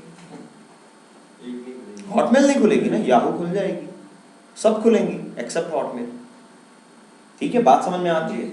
यहाँ पे एक सवाल और भी आपके जहन में आ सकता है कि रूट ने एड्रेस बताया कॉम का, कॉम ने एड्रेस बताया हॉटमेल का, और हॉटमेल ने एड्रेस बताया www.hotmail.com का। रूट का एड्रेस किसने बताया? क्योंकि ये डीएनएस रूट पे खुद से गया है। ठीक है, तो इसका आंसर ये है कि जब आप डीएनएस इंस्टॉल करते हैं तो डीएनएस के डेटाबेस में एक फाइल बन जाती है जिसका नाम है cache.dns। ठीक है, और उसमें तमाम रूट सर्वर्स के आईपी एड्रेसेस हैं। रूट सर्वर्स इंटरनेट पे मौजूद हैं। ठीक है, जब मैं एमसीएसई कर रहा था उस वक्त 9 एंट्रीज आती थी, 9 रूट सर्वर्स आते थे। अब आई थिंक 13 है, और आपको डीएनएस में भी ये नज़र आता है, मैं दिखा देता हूँ। उन आईपीज़ की शक्ल आपको बता देगी कि ये इंटरनेट वाले हैं, ये कोई, ये क्या लिखा हुआ है, रूट हैंड्स, क्लिक करें इस पे, ये एंट्रीज नज़र आ रही हैं। इन आईपीज़ को देखें, इनमें से कोई भी आईपी प्राइवेट है, सारे पब्लिक आईपीज़ हैं। इसका मतलब ये इंटरनेट पे ही होंगे। ठीक है, तो इसका मतलब रूट पे तो खुद जा सकता है, यहाँ से उठाएगा एंट्री और चला किसी भी रूट पे चले जाएगा, किसी रूट पे चला जाएगा। ठीक है, बात समझ में आती? कोई नहीं है प्राइवेट। अगर किसी पे 192 आपको नजर भी आ रहा है तो 192 के बाद 168 नहीं। सर .com के डीएनएस पे क्या पड़ा हुआ है? .com से कॉम के साथ डीएनएस मतलब पे क्या या ORG के डीएनएस पे वो क्या ऐसी क्या चीज है वहाँ पड़ी हुई जिससे वो कहते क्या हैं हो- तो कॉम पड़ा हुआ है? क्या होना चाहिए, होगा तो जोन, क्या होना चाहिए? कॉम के मतलब IP वेबसाइट एड्रेस। जिसका कॉम है, हर उस वेबसाइट का एड्रेस जिसमें कॉम आ रहा है। अगर आप कहते हैं मैं आपको रूट सर्वर बना के दिखा रहा हूँ, ये देखें जी, मैं इसको रूट सर्वर बनाने लगा हूँ। ठीक है, सिर्फ आपका कॉन्सेप्ट बनाने के लिए। रूट सर्वर पे जो जोन बनेगा उसका नाम क्या होगा, डायग्राम देखिए। इसको अगर मैंने रूट सर्वर बनाना है तो इस पे जो जोन बनना चाहिए, जो इस पे डोमेन बननी चाहिए, उसका नाम क्या होना चाहिए, ये नाम होना चाहिए उसका। मैं दिखाता हूँ आपको। कॉन्सेप्ट बनाना है, ये नहीं देखना मैं कर क्या रहा हूँ, ये मैंने क्या लिखा है, यही होना चाहिए ना, तो ये ऐसा ही वो बन गया। अब इस पे आप कोई 4-5 ना ऐसी वेबसाइट्स बना दें जिनमें टॉप लेवल डोमेन डिफरेंट हो। एक बना दें कॉम वाली, एक edu वाली बना दें, एक इस तरह से बना दें। ये ना जी, मैं एक बनाता हूँ न्यूज़ ऑन, इसका नाम रख देता हूँ eana.org टॉप लेवल। जी सर, जी सर। एक और बनाता हूँ, इसका नाम रख देता हूँ internic.net। नेट होगी टॉप लेवल। जी सर। एक और बनाता हूँ,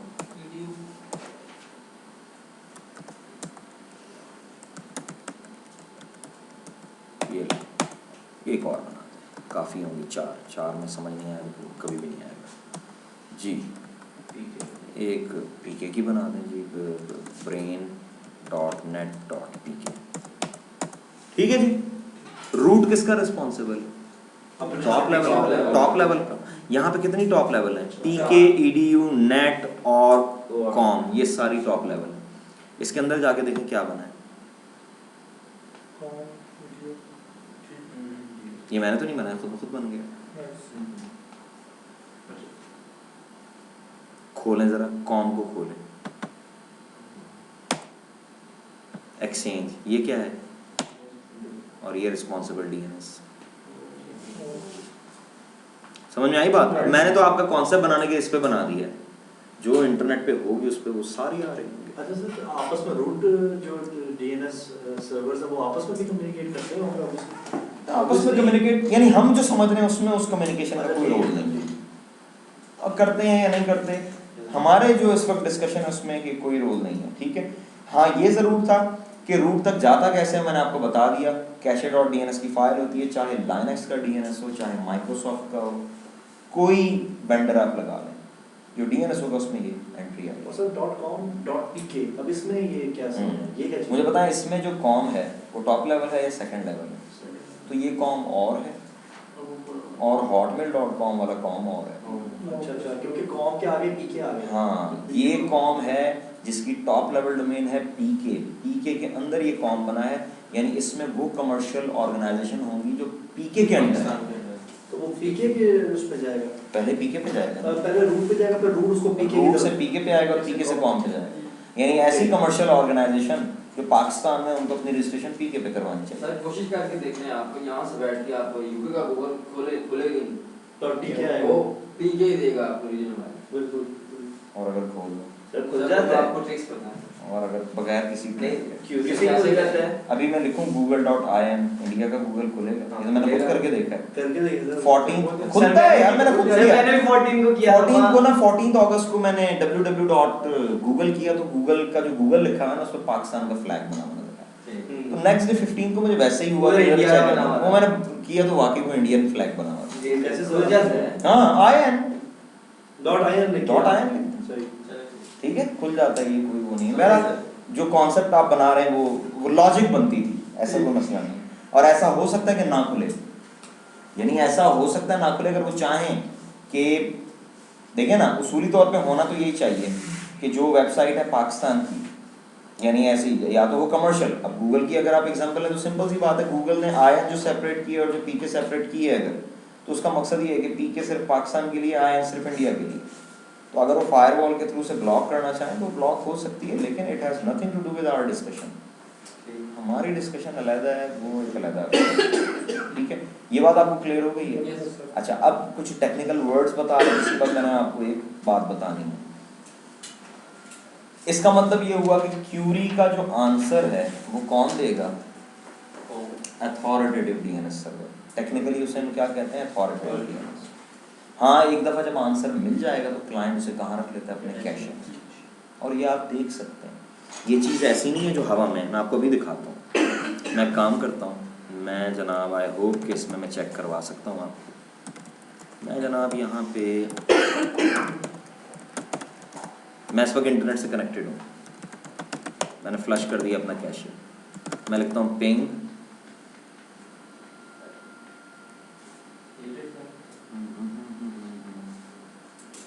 किससे करूँ?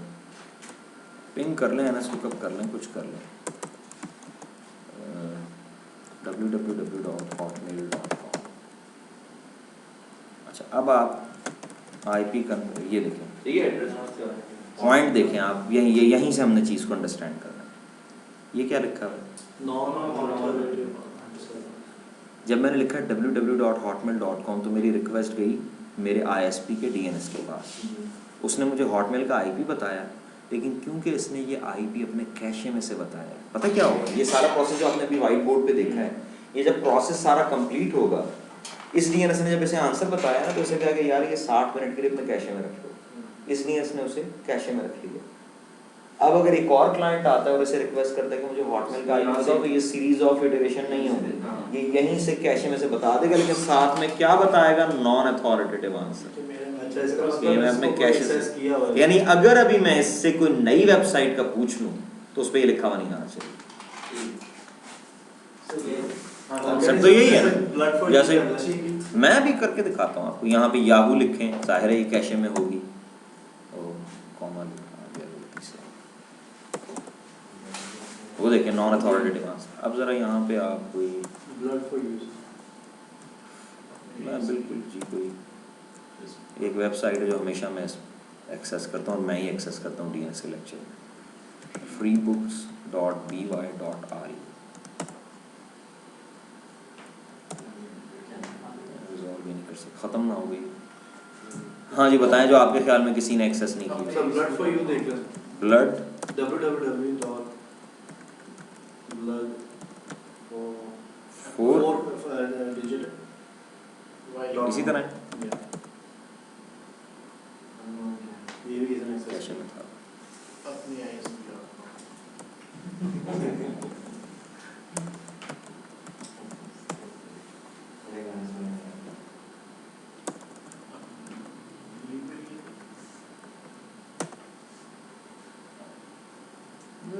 एक ISP का कैसे आपने मजाक समझा हुआ है? सर ये एनडीटीवी ये क्या है, कुछ चैनल है? पता नहीं क्यों क्या हुआ। जी मुझे अल मैसेज आया। जजीरा सर अल जजीरा ये शायद किसी ने एक्सेस नहीं किया। नहीं यार ये भी इनपुट है। अल जजीरा वो कह रहे हैं कि पेप्सी प्रोडक्ट्स अच्छा हाँ एक और भी मसला है ना, मैं आपको बताता हूँ। क्यों भी तो लगे मैं नहीं क्यों भी लगी हुई, बिल्कुल लगी हुई क्यों भी।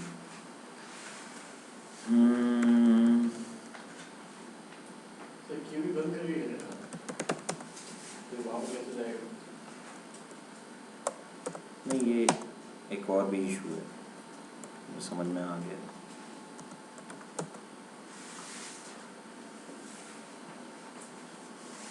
मैं काम करता हूँ, ठीक है नहीं मैं इसको ले जाता हूँ गूगल के DNS पे।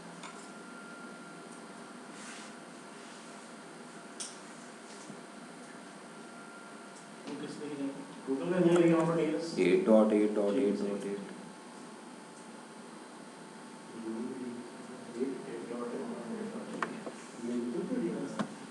ये लिखते कहाँ हैं ये डॉट? ये मैं लिख रहा हूँ, देख लो कहाँ लिखते हैं। यहाँ लिखते हैं, इस पे हम ट्राई करते हैं। हाँ लेकिन ये गवर्नमेंट ऑफ पाकिस्तान ब्लॉक भी तो की हुई है यानी तो 40 days अभी अभी तो नहीं किए DNS मेरा ख्याल है शायद ना की हो, लेकिन हो सकता है कि हो, देख लेते हैं, कोई मसला नहीं।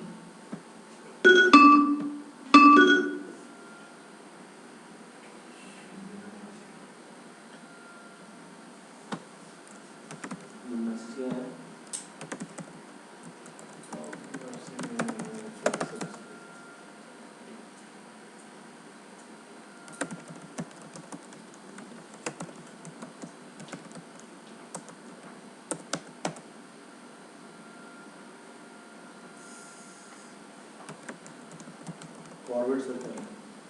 गूगल के DNS के कैश में फॉरवर्ड नहीं हुई है, कैसे हो सकता है? तो वो ऑपरेटिव आंसर देगा आपको, नहीं ऑपरेटिव सर जी page3.com लिखिए, ये नहीं होगा। पेज 3.co.uk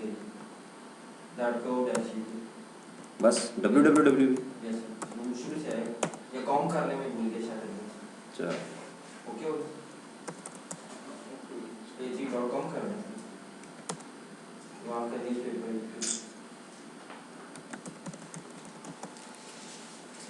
तो अभी अपनी वेबसाइट बात है वो अभी ऐसे नेक्स्ट डॉट सर हमारी जन से ये वेबसाइट बोले एक दफ़ा दे दे यार, कैसा वैसे gmail.com ये कैसे एक्चुअली जब कैशे में नहीं होगी ना तो ये लाइन नहीं लिखी हुई आएगी नॉन अथॉरिटेटिव आंसर, आप ये नहीं समझ रहे। सर vention.com स्पेल कर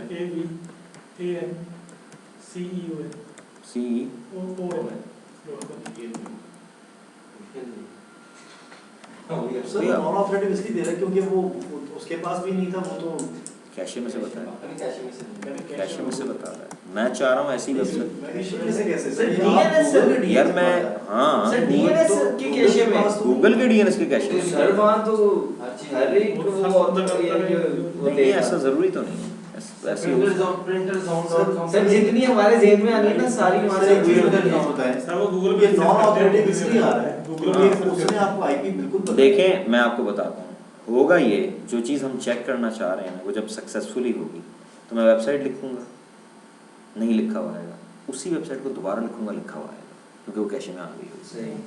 पॉइंट समझ में आ रही है? और ये चीज़ वेरीफाई हो जाएगी। मेरी ओल्ड वीडियोस देख लो, उसमें ये मैंने हर क्लास में करके दिखाया है। यूनिक सीधा नॉन ऑपरेटिव का मतलब क्या है सर यहाँ पे जो आ रहा है? कि मैंने इसका आंसर दिया लेकिन I don't have any authority, क्योंकि कैशे में से दी। मेरा अपना जोन नहीं है। अगर इसमें कोई चेंज आती है तो हो सकता है ऐसी चेंज, क्योंकि 60 मिनट्स हॉटमेल ने कहा कि ये कैशे में रख लो। क्या हॉटमेल बाउंड है कि 60 मिनट से पहले इस एंट्री को चेंज ना करे? बाउंड तो नहीं है, चेंज हो सकती है। समझ में आई बात? अगर हम फिर NS लुकअप जीमेल करें तो वो तो फिर ऑथोरेटिव आंसर देना चाहिए उसे, क्योंकि उसके पास इसका रिकॉर्ड है, वो ऑथोरेटिव मैं आंसर। कह रहा था ऑथोरेटिव उसका होगा जो कैशे में नहीं। आप कॉन्सेप्ट गलत बना रहे हैं। नॉन ऑथोरेटिव का मतलब ये नहीं कि उसके पास नहीं है, उसका तो उसके कैशे में, उसकी कैशे में। इस पर ब्राउज ना हो। यार जल्दी से बताओ, अदरवाइज फिर मान लो ज़बानी में क्या है। मान ले सकते ठीक है मान लिया .com।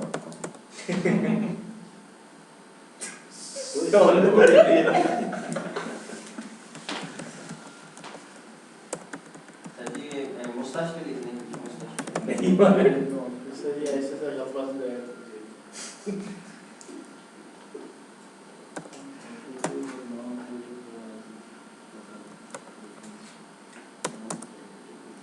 वो किसी से पूछ के बता, तब वो नॉन ऑथोरेटिव नहीं, जब वो खुद अपनी तरफ से लग रहा बहुत बड़ा। सर ये सारी कैशी होंगी जो वैसी कर रहे हैं। साहब कैशी का कर लोगे सर। हाँ तो ये होती होंगी यार। उसकी अपनी कैशे में इस डायग्राम को देखिए गौर से आपको समझ आएगी। यार आप ओल्ड वीडियोस मेरी देखेंगे ना तो उसमें एक स्टडी होगा, ये हमेशा तंग करता है, लेकिन जितना आज की है ये बहुत ज़्यादा है। अदरवाइज ये होता है 5 से 10 वेबसाइट्स में काम हो जाता है। यानी कि उसकी कैशे में किसी ने ऑलरेडी इसको एक्सेस किया था और वो आईपी उसके मौजूद था, उसने जब दिया तो नॉन ऑथोरेटिव साल लगा। सर बुक बाइंडिंग www.com बाकी डीएनएस से पता करके आया था वो ऑथोरेटिव है। ओके, बुक बाइंडिंग यानी आप ऐसी वेबसाइट में जिसका कैशे में मौजूद नहीं है, तो वो सारे प्रोसीजर्स में हो गया है जो ये बताएं, तब वो ऑथोरेटिव जवाब देगा। हालांकि सर नाम से ये लगता है नॉन ऑथोरेटिव का मतलब कि मतलब मैं इसका मालिक नहीं हूँ, मतलब मेरे पास नहीं है, लेकिन मैं लेकर आता हूँ वहाँ से। बिल्कुल ऐसा ही लगता है सही, लेकिन चलें एक अटेम्प्ट और करता हूँ। हम एक सर एक काम करें, लैन वाले डीएनएस से पुश कर देते हैं, क्लाइंट से एक्सेस करके देखते हैं। मैं ये कर रहा हूँ कि इससे मैं कर रहा हूँ ब्रिज। ठीक है, ब्रिज करने का फ़ायदा ये हुआ कि ये इंटरनेट पे जा रहा है और फिर उसको अपने डीएनएस पे बाइंड करता हूँ, उस पर फिर करता हूँ, उसमें तो कोई इसके पास बहाना नहीं रहेगा।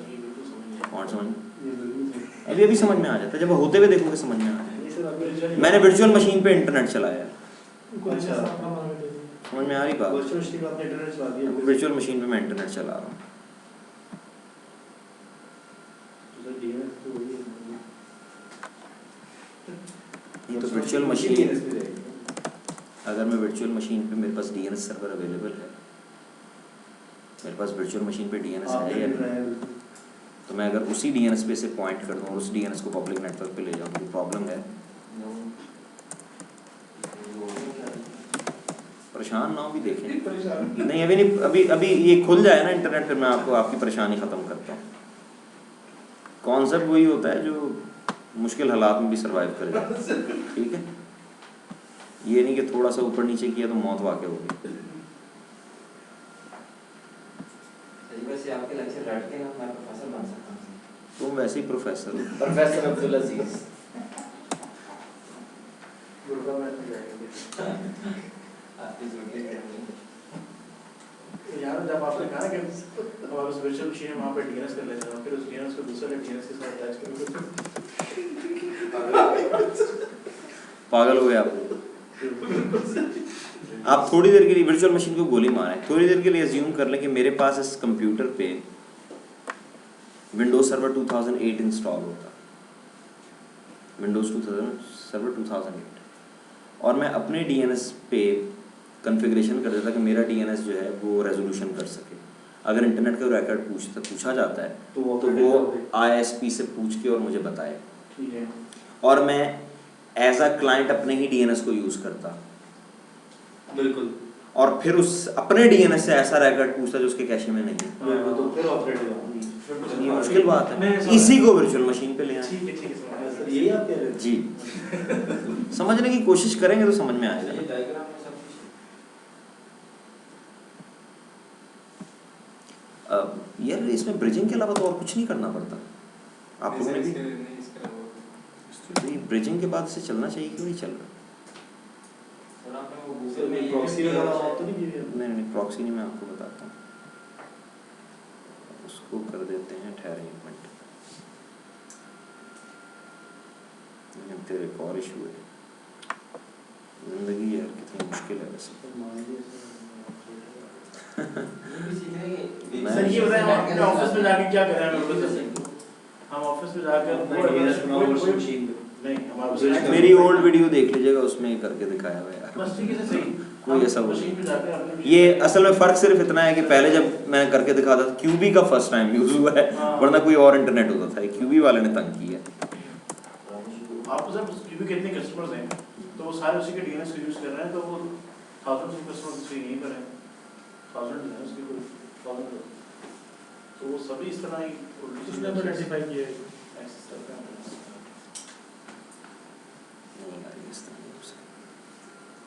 सर ये मैं असाइनमेंट दे देता हूँ, घर जाएगा असाइनमेंट तो जवाब देना।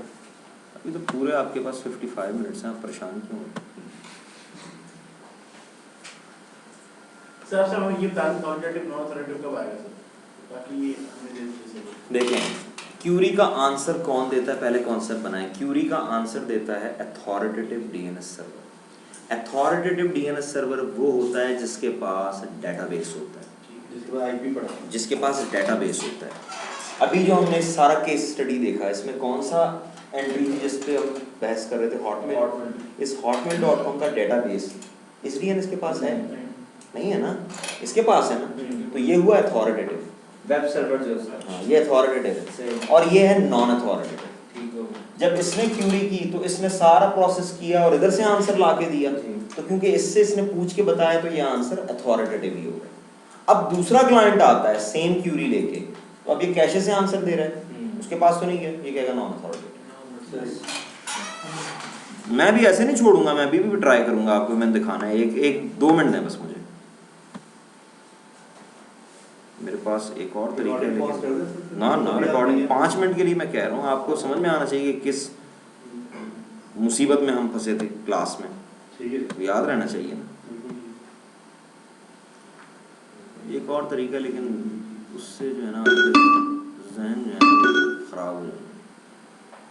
आप डीएनएस को छोड़ के और दूसरे सफ़र पे चलना शुरू हो जाएंगे, इसलिए मैं उस तरफ नहीं ले जाना चाह रहा आपको, लेकिन बहरहाल मुझे लग रहा है मुझे उसी तरह करना पड़ेगा। सर बुल्ले शाह की बातें करने लग गए।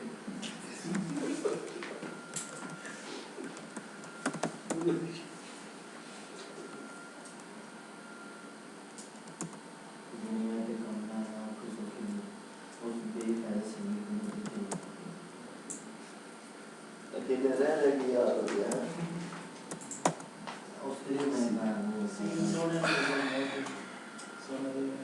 fish.com summervacation.com लिखते जाएं सर। मैंने इस सर्वर पे रूट सर्वर बना दिया, ये बनाया ना रूट, ठीक है, तो ये खुद रूट सर्वर है। ठीक है, यहाँ जो रूट सर्वर है वो खुद रूट है, टॉप लेवल पे उसे क्या रूट हैंड्स की जरूरत है, तो वो फाइल में बेशक लिखे हुए आ रहे हैं। अब आप इसकी प्रॉपर्टीज में जाएं तो you want find root hands, कोई प्रॉपर्टीज।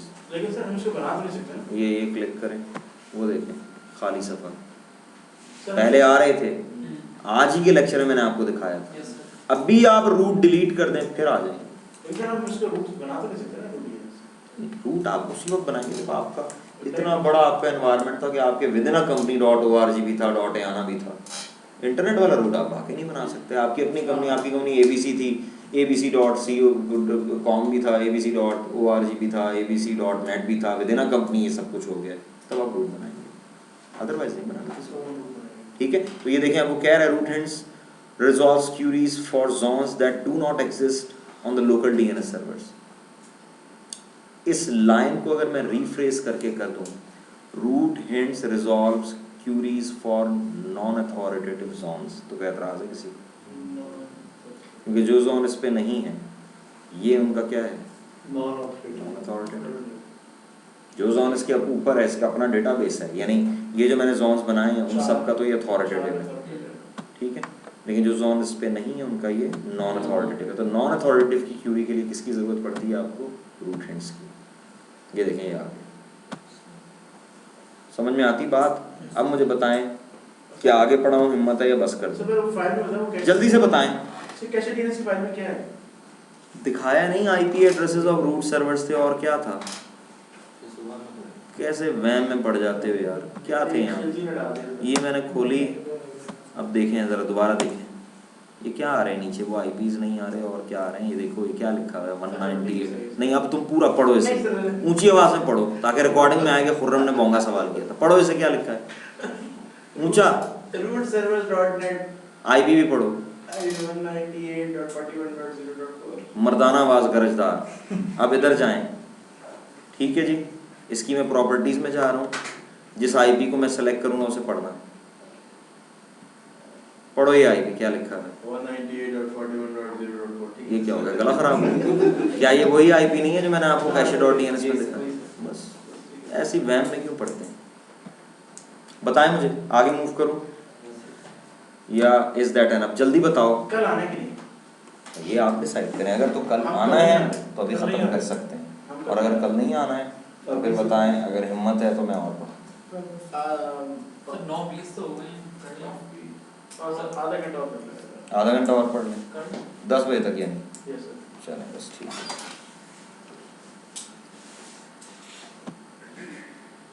आप ये समझ रहे हैं ना 40 मिनट बड़ा आसान काम होगा। अभी देखें ना क्या करता हूँ आपके साथ।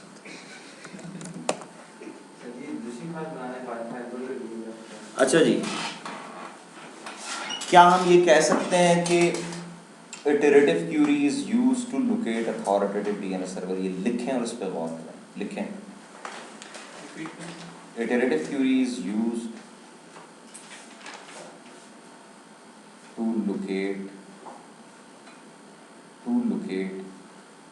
Authoritative DNS server. ये लिखें, इस स्टेटमेंट को देखें और वाइट बोर्ड पे देखें और बनाएं कॉन्सेप्ट।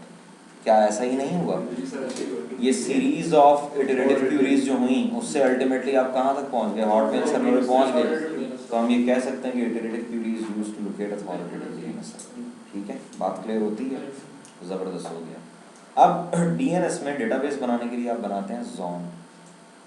जब आप डीएनएस में डिसाइड कर लेते हैं ना कि ओके ये डीएनएस सर्वर रिस्पॉन्सिबल होगा इस डोमेन का, फॉर एग्जांपल msn.com, तो आप उसका उस पर जोन बनाते हैं। जैसे इस कंप्यूटर पे जोन बना होगा किसका? हॉटमेल का। इस पे किसका बना होगा? क्यूबी का। ठीक है, तो जोन बेसिकली वो जगह है जहाँ पे डीएनएस अपना डेटाबेस स्टोर करता है। यानी मैं ये कह सकता हूँ कि database of DNS server is called zone.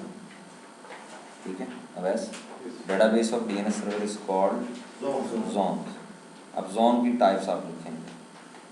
Primary zone, शाबाश, बोलो सारे बोलो, अब सारे बोलने दूंगा। बोलो प्राइमरी के बाद क्या है? प्राइमरी सेकेंडरी या सिर्फ सेकेंडरी? सेकेंडरी जी, सेकेंडरी जोन। नेक्स्ट बोलो। बीच में कूदते हो ना तो फिर पूरा कूदा करो। एडी इंटीग्रेटेड या active directory integrated zone. And fourth one is stub zone. ठीक है, फोर्थ वन क्या है? Stub zone, STUB। देखें zone at the end of the day DNS ने करना क्या है? आईपी रिटर्न करना है, उसके पास नेम्स और आईपीज होने चाहिए। ऐसा ही है ना? तो ये जो जोन्स हैं इनके अंदर क्या होता है? इनके अंदर रिकॉर्ड्स होते हैं। ठीक है, इन जोन्स के अंदर क्या होते हैं? टेक्निकली उन्हें हम क्या कहते हैं? Resource records. इन जोन्स में क्या होते हैं? Resource records. अगर मैं अपना DNSP ओपन करूं तो उसमें आपको क्या नजर आएंगे? Resource records. ये देखें,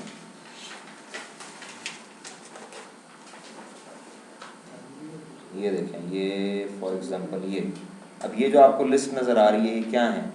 ये रिसोर्स रिकॉर्ड है। और ये वो चीज़ है जो समझ में अगर आपको आ गई ना, समझने के DNS का जो जो हार्ड पार्ट था वो हो गया जी। exchange.com से जोन हो गया, और ये जो बीच में पड़े हुए ये रिसोर्स रिकॉर्ड्स। रिसोर्स रिकॉर्ड में 3 चीज़ें होती हैं। ये रिसोर्स रिकॉर्ड वो एंट्री है जिसको पढ़ के डीएनएस आपको आईपी बताता है। अभी मैंने आपके सामने नहीं ये PC27 वाली एंट्री दी थी और PC28 वाली, ये नज़र आ रही है ना, PC28 की एंट्री मैंने दी थी, ठीक है। तो बेसिकली आपके ख्याल में क्या होना चाहिए, एक वो नाम होना चाहिए जो क्लाइंट ने भेजना है, लेकिन ना किसी क्लाइंट को आईपी चाहिए तो क्लाइंट नाम भेजेगा, तो एक तो वो नाम जो क्लाइंट ने भेजा है वो होना चाहिए, और उसके अगेंस्ट वो जो डीएनएस ने बताना है वो होना चाहिए। और यही है ना, क्लाइंट ने अगर भेजा कि PC28 का मुझे आईपी बताओ, तो डीएनएस के पास PC28 लिखा हुआ होना चाहिए और उसके अगेंस्ट क्या लिखा होना चाहिए। दो चीजें तो बड़ी क्लियर है, ठीक है। तो रिसोर्स रिकॉर्ड में तीन चीजें हैं, नेम, टाइप, डाटा। शाबाश, हिम्मत करनी है। मैं आपको कहता हूँ सुबह तक बैठो, डीएनएस की प्रैक्टिस करो, सारा पक्का करके चाय भी पिलवाऊंगा, खाली पेट वैसे ही ज़्यादा पसंद है। सर तेरे तो कप हो गया ना, तो था फोन ना निकलती डीएनएस निकलती, ये तो कब सुना डीएनएस इसराइल की पट्टी में कब रहे एकदम से तुमने लैंग्वेज जो है वो नेम और type sir, name type data, कोशिश यही की है ना, नाकाम कोशिश। इस पे भी मैंने कोई लतीफ़ा सुना देना जो तुम पे फिट हो जाएगा। देखिए ये तीन चीजें होती हैं, क्या यही नहीं लिखा हुआ, ये क्या लिखा हुआ है sir, name type and data. गोली मारे टाइम स्टैम्प को फिलहाल। टाइम स्टैम्प होती है कि एंट्री एक्सपायर कब होगी, इसका कोई ताल्लुक नहीं हमारी डिस्कशन से, ठीक है सर। अब नेम है फॉर एग्जांपल, एक बात याद रखें, जोन का जो भी आपने नाम रखा है, जोन का नाम नॉर्मली जो आपने डोमेन बाय की है, जिस नाम की आपकी डोमेन है वही नाम आप रखते हैं, जैसे हमने exchange.com रखा है। अब इसके अंदर जितनी भी एंट्रीज होंगी ना, उनका सफिक्स क्या होगा, exchange.com, जो मर्जी लिख दें आप exchange.com अंदर लिख दें, उसका नाम पता क्या होगा, exchange.com.exchange.com, वो उसके साथ लाजमी लगाना है। आप इसे ओपन करके देखें ना, ये क्या लगा हुआ साथ, और क्या मैं इसे चेंज कर सकता हूँ, ये फील्ड मेरे कंट्रोल में है। देखें यहाँ जब मैंने एंट्री की थी न्यू, तो उसने कहा था लिखो क्या लिखना है, और जो भी मैंने लिखा उसने नीचे क्या किया, i.exchange.com FQDN। बात समझ में आती है? इसका मतलब है आपके जोन का जो नाम है वो एज अ सफिक्स मैं आपको बता चुका हूँ, जो नाम के बाद आए वो सफिक्स होता है, तो वो सफिक्स बन जाता है। यहाँ बेशक मैंने PC1 लिखा है खाली, यहाँ भी आपको सिर्फ PC28 लिखा हुआ नजर आ रहा है, लेकिन इन रियलिटी इसका जो नाम होगा वो क्या होगा, PC28.exchange.com, ठीक है। उसके बाद यहाँ क्या आ गया, IP, जो भी है, जो भी IP, जो चीज इस वक्त आपको समझानी है वो ये, और इसी में तो सारा तबाहियां मच रही हैं। अगर आप यहाँ गौर से देखें तो यहाँ पे डिफरेंट टाइप्स आपको नजर आ रहे हैं जी, नजर आ रहे हैं।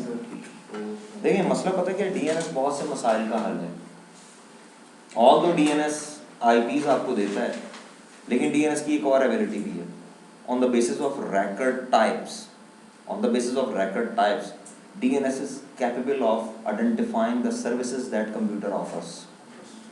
जो कंप्यूटर जो सर्विसेज ऑफर कर रहा है ना, उन्हें भी डीएनएस आइडेंटिफाई कर लेता है। फॉर एग्जांपल आपने एक एंट्री बनाई है, उस एंट्री में क्या होगा, नेम और आईपी होगा, लेकिन वो आईपी आपने दिया है मेल सर्वर का, तो डीएनएस में ये एबिलिटी है कि डीएनएस आइडेंटिफाई कर सकता है कि ये मेल सर्वर है, और ये आइडेंटिफाई किससे करता है, रिकॉर्ड की टाइप से। एक और बात याद रखनी है, डाटा क्या होगा ये डिपेंडेंट है टाइप पे। मैंने क्या कहा, नेम जो क्लाइंट ने भेजना है, डाटा जो डीएनएस ने बताना है।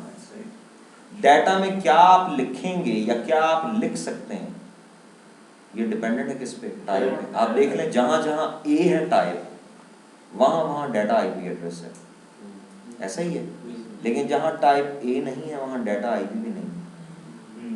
देख लें इस एंट्री में आ रहा है कहीं आईपी, इस एंट्री में कहीं आईपी आ रहा है, इस एंट्री में आईपी आ रहा है, इस एंट्री में आईपी आ रहा है, नहीं आ रहा ना। तो इसका मतलब है आईपी कब आता है, जब टाइप ए हो, और यही वो रिकॉर्ड है जो most of the cases use होता है, लेकिन most of the cases, not in all of the cases.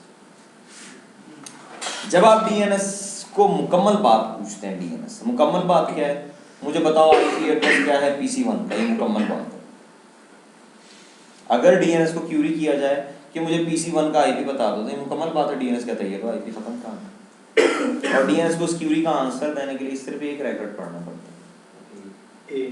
और अगर मैं टेक्निकल वर्डिंग में बात करूं तो डीएनएस को एक रिकॉर्ड यानी सिंगल रिकॉर्ड पढ़ के डीएनएस कब आंसर दे सकता है, जब आपने जो नेम भेजा है वो उस रिकॉर्ड की नेम वाली फील्ड में लिखा हुआ था। जैसे आपने भेजा PC28 तो देखें इस रिकॉर्ड में PC28 मौजूद है। तो इसका मतलब सर डीएनएस की डेटाबेस में होगी। सुने ना, अभी सुनते जाएं, अभी आप सवाल नहीं कर सकते। सही। ये तो आप जो एरिया आप पढ़ रहे हैं इसमें तो बिल्कुल ये सबसे हार्ड है। पूरे डीएनएस में सबसे डिफिकल्ट चीज जो है वो रिसोर्स रिकॉर्ड्स है। क्लियर मैं आपको बता रहा हूं। मैंने क्या बात की, इस पे वर्ड पे गौर करें। मैंने क्या कहा, आप डीएनएस को क्यूरी अगर करते हैं और उसमें नेम आप बता रहे हैं, नेम कौन सा, जो ए रिकॉर्ड का इनपुट है, ये ए रिकॉर्ड का इनपुट है, ये ए रिकॉर्ड का आउटपुट है, तो डीएनएस आपको आईपी बता देगा। लेकिन सम टाइम आपकी क्यूरी इनकम्प्लीट होती है। फॉर एग्जांपल, आप एक क्लाइंट मशीन से डोमेन पे लॉग ऑन हो, आपने यूजर एंड पासवर्ड दिया, एंटर किया, आप लॉग ऑन हो जाते हैं जी। जब आपने यूजर एंड पासवर्ड करके एंटर किया तो आपका कंप्यूटर गया डीएनएस के पास, उसे कहा ये बंदा लॉग ऑन होना चाहता है, तो मुझे बताओ कि ये जो डोमेन है exchange.com इसका डीसी के लिए। अब इस क्यूरी में नाम है कहीं, जो नाम आप बता रहे हो तो डोमेन नेम, और आप आईपी मांग रहे हैं डीसी का। नाम बता रहे हैं डोमेन का, आईपी मांग रहे हैं डीसी का। क्या आपने डीसी का नाम बताया? नहीं बताया। अब डीएनएस को दो रिकॉर्ड पढ़ना पड़ेगा। पहला रिकॉर्ड पढ़ने से उसे डीसी का नाम पता लगेगा, और जब नाम पता लगे फिर ये रिकॉर्ड पढ़ लेगा। मैं 50 दफा रिपीट करने को। देखें, अगर तो आपने क्यूरी में नाम भेज दिया, और नाम आप कब भेजते हैं, जब आप डायरेक्टली, जब नाम आपको मालूम है, आपने ब्राउजर में नेम लिखा है या आपने PC1 को डबल क्लिक किया, तब आपकी क्यूरी कंप्लीट होती है। लेकिन अगर आप नेटवर्क के ऑपरेशंस देखें तो बहुत सारी ऐसी नेटवर्क एक्सेस है जिसमें आप नाम नहीं देते। फॉर एग्जांपल, आप किसी को ईमेल करते हैं तो ईमेल एड्रेस देते हैं tahir@hotmail.com। अब इसमें कहीं मेल सर्वर का नाम है, मेल सर्वर, मेल आपकी मेल सर्वर पे जाती है, इसमें कहीं मेल सर्वर का नाम नहीं है। तो अब डीएनएस को दो रिकॉर्ड पढ़ने पड़ेंगे। पहला रिकॉर्ड उसको मेल सर्वर का नाम बताएगा, और जब नाम पता लगे बगैर ए रिकॉर्ड नहीं पता लग सकता। Simple is that. जब तक नाम नहीं पता, ए रिकॉर्ड हेल्पफुल है ही नहीं, क्योंकि ए रिकॉर्ड में नाम होता है। ठीक है, अगर आपने ए रिकॉर्ड वाला नाम बता दिया है, जो कि आप बता देते हैं जब आप नेटवर्क एक्सेस कर रहे हैं, ठीक है, मैं आपको टेक्निकली डिफरेंस बता देता हूँ। जब आप किसी सर्विसेज की रिक्वेस्ट करते हैं ना, तो आपने नाम नहीं बताया, और जब आप डायरेक्टली किसी पीसी को एक्सेस करते हैं तो अपना नाम बताया। जैसे www.hotmail.com नाम बताया, www.abc.com नाम बताया। आप लॉग ऑन हो गए, अब बैकग्राउंड में क्या होना है यू नेवर नो। आपने यूजर नेम दिया, पासवर्ड दिया, एंटर कर दिया, ठीक है। आपको जो सामने डायलॉग बॉक्स आता है उसमें यूजर नेम की फील्ड होती है, पासवर्ड की होती है, सम टाइम नीचे डोमेन की होती है, और तो कोई नहीं होती है। अब आपको जो पता होता है वो डोमेन नेम है।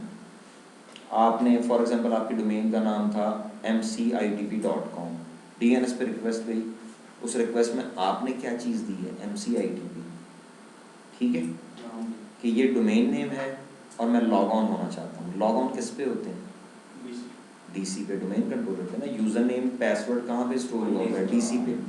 अब डीएनएस से आपने पूछा कि यार इस डोमेन के डीसी का आईपी बताओ, ये है आपकी क्यूरी। तो पहले डीएनएस को आइडेंटिफाई करना पड़ेगा कि इस डोमेन का डीसी कौन सा है, ठीक है, और फिर डीएनएस जब ये आइडेंटिफाई कर लेगा तो फिर देख लेगा कि उस डीसी का आईपी क्या है। पॉइंट समझ में आता है? तो अब हमें उन रिकॉर्ड्स को पढ़ना है जो नेम को आईपी में मैप नहीं कर रहे होते, बल्कि किसी और चीज़ में मैप कर रहे होते, ठीक है। उन रिकॉर्ड्स के नाम लिखता हूँ मैं, जो मैंने अभी आपको बताया। सबसे जो आसान है वो तो एक आपने ए देख लिया, और इसी ए का एक उलट है पीटीआर। ए करता है नेम को आईपी में, पीटीआर करता है आईपी को नेम में। ठीक है, इसका मतलब है जब आप नेम और आईपी यानी रिकॉर्ड क्रिएट करते हुए नेम और आईपी आप बता रहे हैं तो उस पर ए भी बन सकता है, उस पर पीटीआर भी बन सकता है। ठीक है ना, ए रिकॉर्ड नेम को मैप करता है आईपी में, पीटीआर आईपी को IP को नेम, name। यानी ऐसा कोई केस हो कि डीएनएस को आप आईपी बताएं और पूछे नाम बताओ तो फिर इस रिकॉर्ड को रीड किया जाए। ठीक है, ये हम इसकी नीड देखेंगे कि ऐसा कब होगा कि आपको आईपी पता है और आपको नाम की जरूरत है। और जो हमने पढ़ने हो मैं यहाँ लिख रहा हूँ, हमने पढ़ना है सी नेम, हमने पढ़ना है एसआरबी, हमने पढ़ना है एमएक्स, और भी बहुत सारे नहीं मैं चाह रहा हूँ सिर्फ वही एनएस बोल दो और कोई जहन में है। एसओपी एसओपी नहीं, एसओए स्टार्ट ऑफ अथॉरिटी, बस काफी नहीं हैं, और भी बहुत सारे लेकिन जरूरत नहीं है। बिला वजह दिमाग पागल है, आगे आप ज़्यादा मेमोरी बफर आपके फ्लड हो चुके हैं, टाइटैनिक का जहाज चट्टान से टकरा चुका है, अब वो पिछले मोमेंटम पे कितना चलता है बस ये देखें। सबसे पहले आ रहा है ए और पीटीआर में कोई कंफ्यूजन है तो मुझे बता दें, मैं आपको क्लियर करता हूँ। सुने मेरी बात सुननी है आपने, ए और पीटीआर अभी शीशे की तरह क्लियर हो जाएगा। आप जब ए रिकॉर्ड बना रहे हैं, राइट क्लिक किया, आपने कहा ए रिकॉर्ड, ये ए है, यही है, आपने नेम दिया PC89, आईपी दिया 192.168.1.89। ठीक है, ये जो दो बातें आपने बता दी इस पे ए और पीटीआर दोनों बन सकते हैं ना, तो अगर मैं ये चेक बॉक्स सेलेक्ट कर दूं तो साथ ही वो क्या बना देगा, पीटीआर बना। ठीक है, बात समझ में आती है, बस इतनी बात याद रखें। इससे रिलेटेड कुछ बातें ऐसी हैं जो अभी नहीं बताई, इसलिए मैं इसको फिलहाल नहीं बना। तो ए रिकॉर्ड नेम को आईपी में मैप करता है, पीटीआर आईपी को नेम में मैप करता है। पीटीआर की जरूरत इसलिए पड़ती है कि सम टाइम यानी नॉर्मल कम्युनिकेशन में तो नहीं चाहिए ना यार, अगर आपको आईपी पता है तो कम्युनिकेट करें। आपको नाम की जरूरत डेफिनेटली कम्युनिकेशन के लिए नहीं है, आपको कम्युनिकेशन के लिए किसकी जरूरत होती है, आईपी की। आपको आईपी पता है तो आप कम्युनिकेट कर सकते हैं। आप नाम अगर मांग रहे हैं तो उसका मतलब है मसला कम्युनिकेशन का नहीं है, कोई और। इतनी बात तो क्लियर होती है ना, क्योंकि कम्युनिकेशन का मसला तो आईपी ने रिजॉल्व कर दिया। तो याद रखें, अगर आपने कोई फायरवॉल लगाई है और उस फायरवॉल पे आपने कहा है कि फेसबुक नहीं खुलेगी, फेसबुक को आपने ब्लॉक कर दिया, यूजर आता है फेसबुक का आईपी लिख देता है ब्राउजर में। कभी आपने ये ट्राई किया, अगर आप डायरेक्ट आईपी लिखें वेबसाइट खुल जाती है। ठीक है, अब उसने आईपी लिखा, रिक्वेस्ट आई किस पे, फायरवॉल पे। फायरवॉल को मैंने कॉन्फ़िगर किया हुआ था कि एक तो फेसबुक को नहीं खोलना, और अगर कोई डायरेक्ट आईपी लिख दे तो फिर डीएनएस से पूछना कि इस आईपी के अगेंस्ट नाम कौन सा है। अब वो डीएनएस के पास जाएगा कि यार ये आईपी आया है, जरा चेक करो इसके अगेंस्ट नाम कौन सा है। अब डीएनएस कौन सा रिकॉर्ड चेक करेगा, पीटीआर में से उसे क्या मिलेगा, नेम, और फायरवॉल पर चेक कर सकेगा कि वो नेम अलाउड में या डिनाई में। बात क्लियर हो गई है। ये वो केस है जिसमें पीटीआर रिकॉर्ड की जरूरत होती है, नॉर्मल कम्युनिकेशन में पीटीआर का कोई रोल नहीं। ठीक है, ए और पीटीआर क्लियर हो गया। नेक्स्ट आ रहा है सी नेम। देखिए डीएनएस जो है ना बहुत सारे मसलों को हल कर रहा है, उन्हीं में से एक मसला है कि एक वेबसाइट होस्ट की www फॉर एग्जांपल, जिस तरह मैं आपको इसकी एक रियल टाइम एग्जांपल देता हूँ कि आज से तकरीबन 12-11 साल पहले एक इंटरनेट पे एक वेबसाइट ओपन हुई, Win2000 मैक। ठीक है, मुझे इस वेबसाइट का कैसे पता है, मुझे मेरे कोलीग ने आके बताया कि एक वेबसाइट है, वहाँ जाकर रजिस्ट्रेशन करवाओ, उसमें मैगजीन्स आएंगे आईटी से रिलेटेड। मैंने जनाब फॉरन रजिस्ट्रेशन की, वाकई 3 महीने वो फ्री मैगजीन्स आए। उन मैगजीन्स में मार्क मेनासी के आर्टिकल्स और बड़ी यूजफुल बातें। ठीक है, 3 मंथ्स फ्री था, उसके बाद यानी पे करें। अच्छा, वो वेबसाइट बड़ी पॉपुलर होते होते इतनी पॉपुलर हुई कि उन्हें अंदाज़ा हुआ कि मैगजीन के अलावा भी हमारे पास पैसे कमाने के और भी तरीके हैं। तो उन्होंने फिर अपनी वेबसाइट का नाम चेंज करके क्या कर दिया, विंडोज IT प्रो। अभी अगर मैं यहाँ पे इंटरनेट से कनेक्टेड हूँ ना, मैं यहाँ लिखता हूँ Win2000 मैक, अगर अभी भी इन्होंने उस नेम को होल्ड किया हुआ, Win2000 मैक था .com,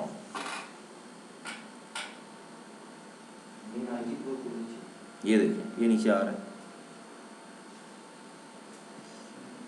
अब एग्जैक्ट वर्ड नहीं याद आ रहे ना, अच्छा हाँ 2000 था ना, मैंने 200 लिख दिया, और से देखिए मैंने 200 लिख दिया था, Win2000 mac.com। मैं चाह रहा हूँ मैं लिखूँ और वो खुल जाए, तो वो ज़्यादा मज़े का रिजल्ट होगा। उससे ज़रा आपका ईमान जो है वो ज़्यादा पुख्ता होगा DNS पे, या बर्बादी हो जाएगी। क्या यार बोर कर रहा है। एक तो मुझे इतनी नफरत है ना जो गूगल के पेज पे ले जाता है, या उस पे याहू पे।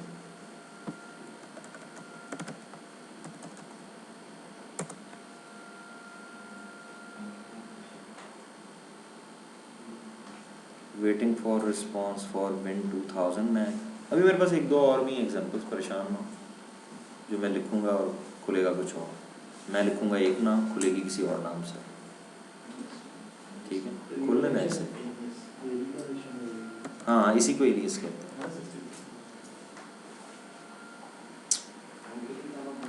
TrueSecure.com, TRUE नहीं है ये, खाली ये देखें, मैंने लिखा था TrueSecure.com और खुली है verizonbusiness.com। ठीक है, देखें होता ये है, जो मैंने आपको भी एग्जांपल दी इतनी लंबी विन 2000 मैग वाली, क्या वो ये नहीं चाहेंगे? इसी तरह है कि मैंने कॉलेज खोला हुआ था एक गुलबर्ग 3 में, कॉलेज बड़ा अच्छा चल रहा था, 2 साल बाद जगह थोड़ी हो गई तो मैंने अपना जो है कॉलेज वो एक और नई जगह शिफ्ट कर दिया। मैंने जनाब शिफ्ट कर दिया कैंट में। अब मैं एग्जिस्टिंग कस्टमर तो लूज नहीं करना चाहता ना, जिनको भी पुरानी साइट का पता है, तो मैं सब कुछ वहाँ शिफ्ट कर देता हूँ, लेकिन कुछ टीम वहीं बिठाता हूँ यार जो आए उन्हें बताना कि वहाँ जाना है। ठीक है, तो विन 2000 मैग के नाम से जिन्हें भी पता है, विंडोज IT प्रो वाले चाहते हैं कि जो वो नाम लिखें वो रिडायरेक्ट हो जाए उस पर। लेकिन क्यूरी तो जानिए किस पे, नेम रेजोल्यूशन के लिए, DNS पे। यानी आप चाहते हैं कि DNS पे क्यूरी आए एक नाम पे और उसे वो रिजॉल्व करे दूसरे नाम पे, यही आप चाहते हैं ना? ठीक है ना? जैसे ये इस नाम को देखो, अभी अगर मैं अपने DNS से पूछूं nslookup pc28.exchange.com, तो ये रिजॉल्व कर रहा है ना इसे। लेट्स से मैं चाहता हूं इसी केस को देख लें, इस नाम से मेरी, अब मैंने इसे कन्वर्ट कर दिया किसमें, www.exchange.com, और मैं चाहता हूं जो भी लिखे pc28.exchange.com वो रिडायरेक्ट हो जाए किस पे, www.exchange.com, या इसका उलट कर लें जो भी। ठीक है, तो मैं यहाँ क्या करता हूँ, यानी इन जनरल सी नेम या एलियस क्या करता है ये देखें, न्यू एलियस ब्रैकेट में लिखा सी नेम, नेम को नेम में रिजॉल्व करता है। ठीक है, देखिए मैं यहाँ लिखता हूँ www क्या बन गया, www.exchange.com। मैं कहता हूँ जो भी ये लिखे वो रिडायरेक्ट हो जाए किस पे, pc28 पे। समझ में आ रही बात?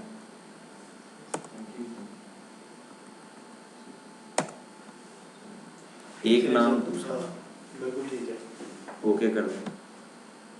अब जरा कमांड सर जिसको रीडायरेक्ट करना है उसकी एंट्री इसमें दे देंगे। हाँ, मैं यहाँ लिखता हूँ पिंग, ठीक है, www.exchange.com, ये रिजॉल्व किस में होना चाहिए,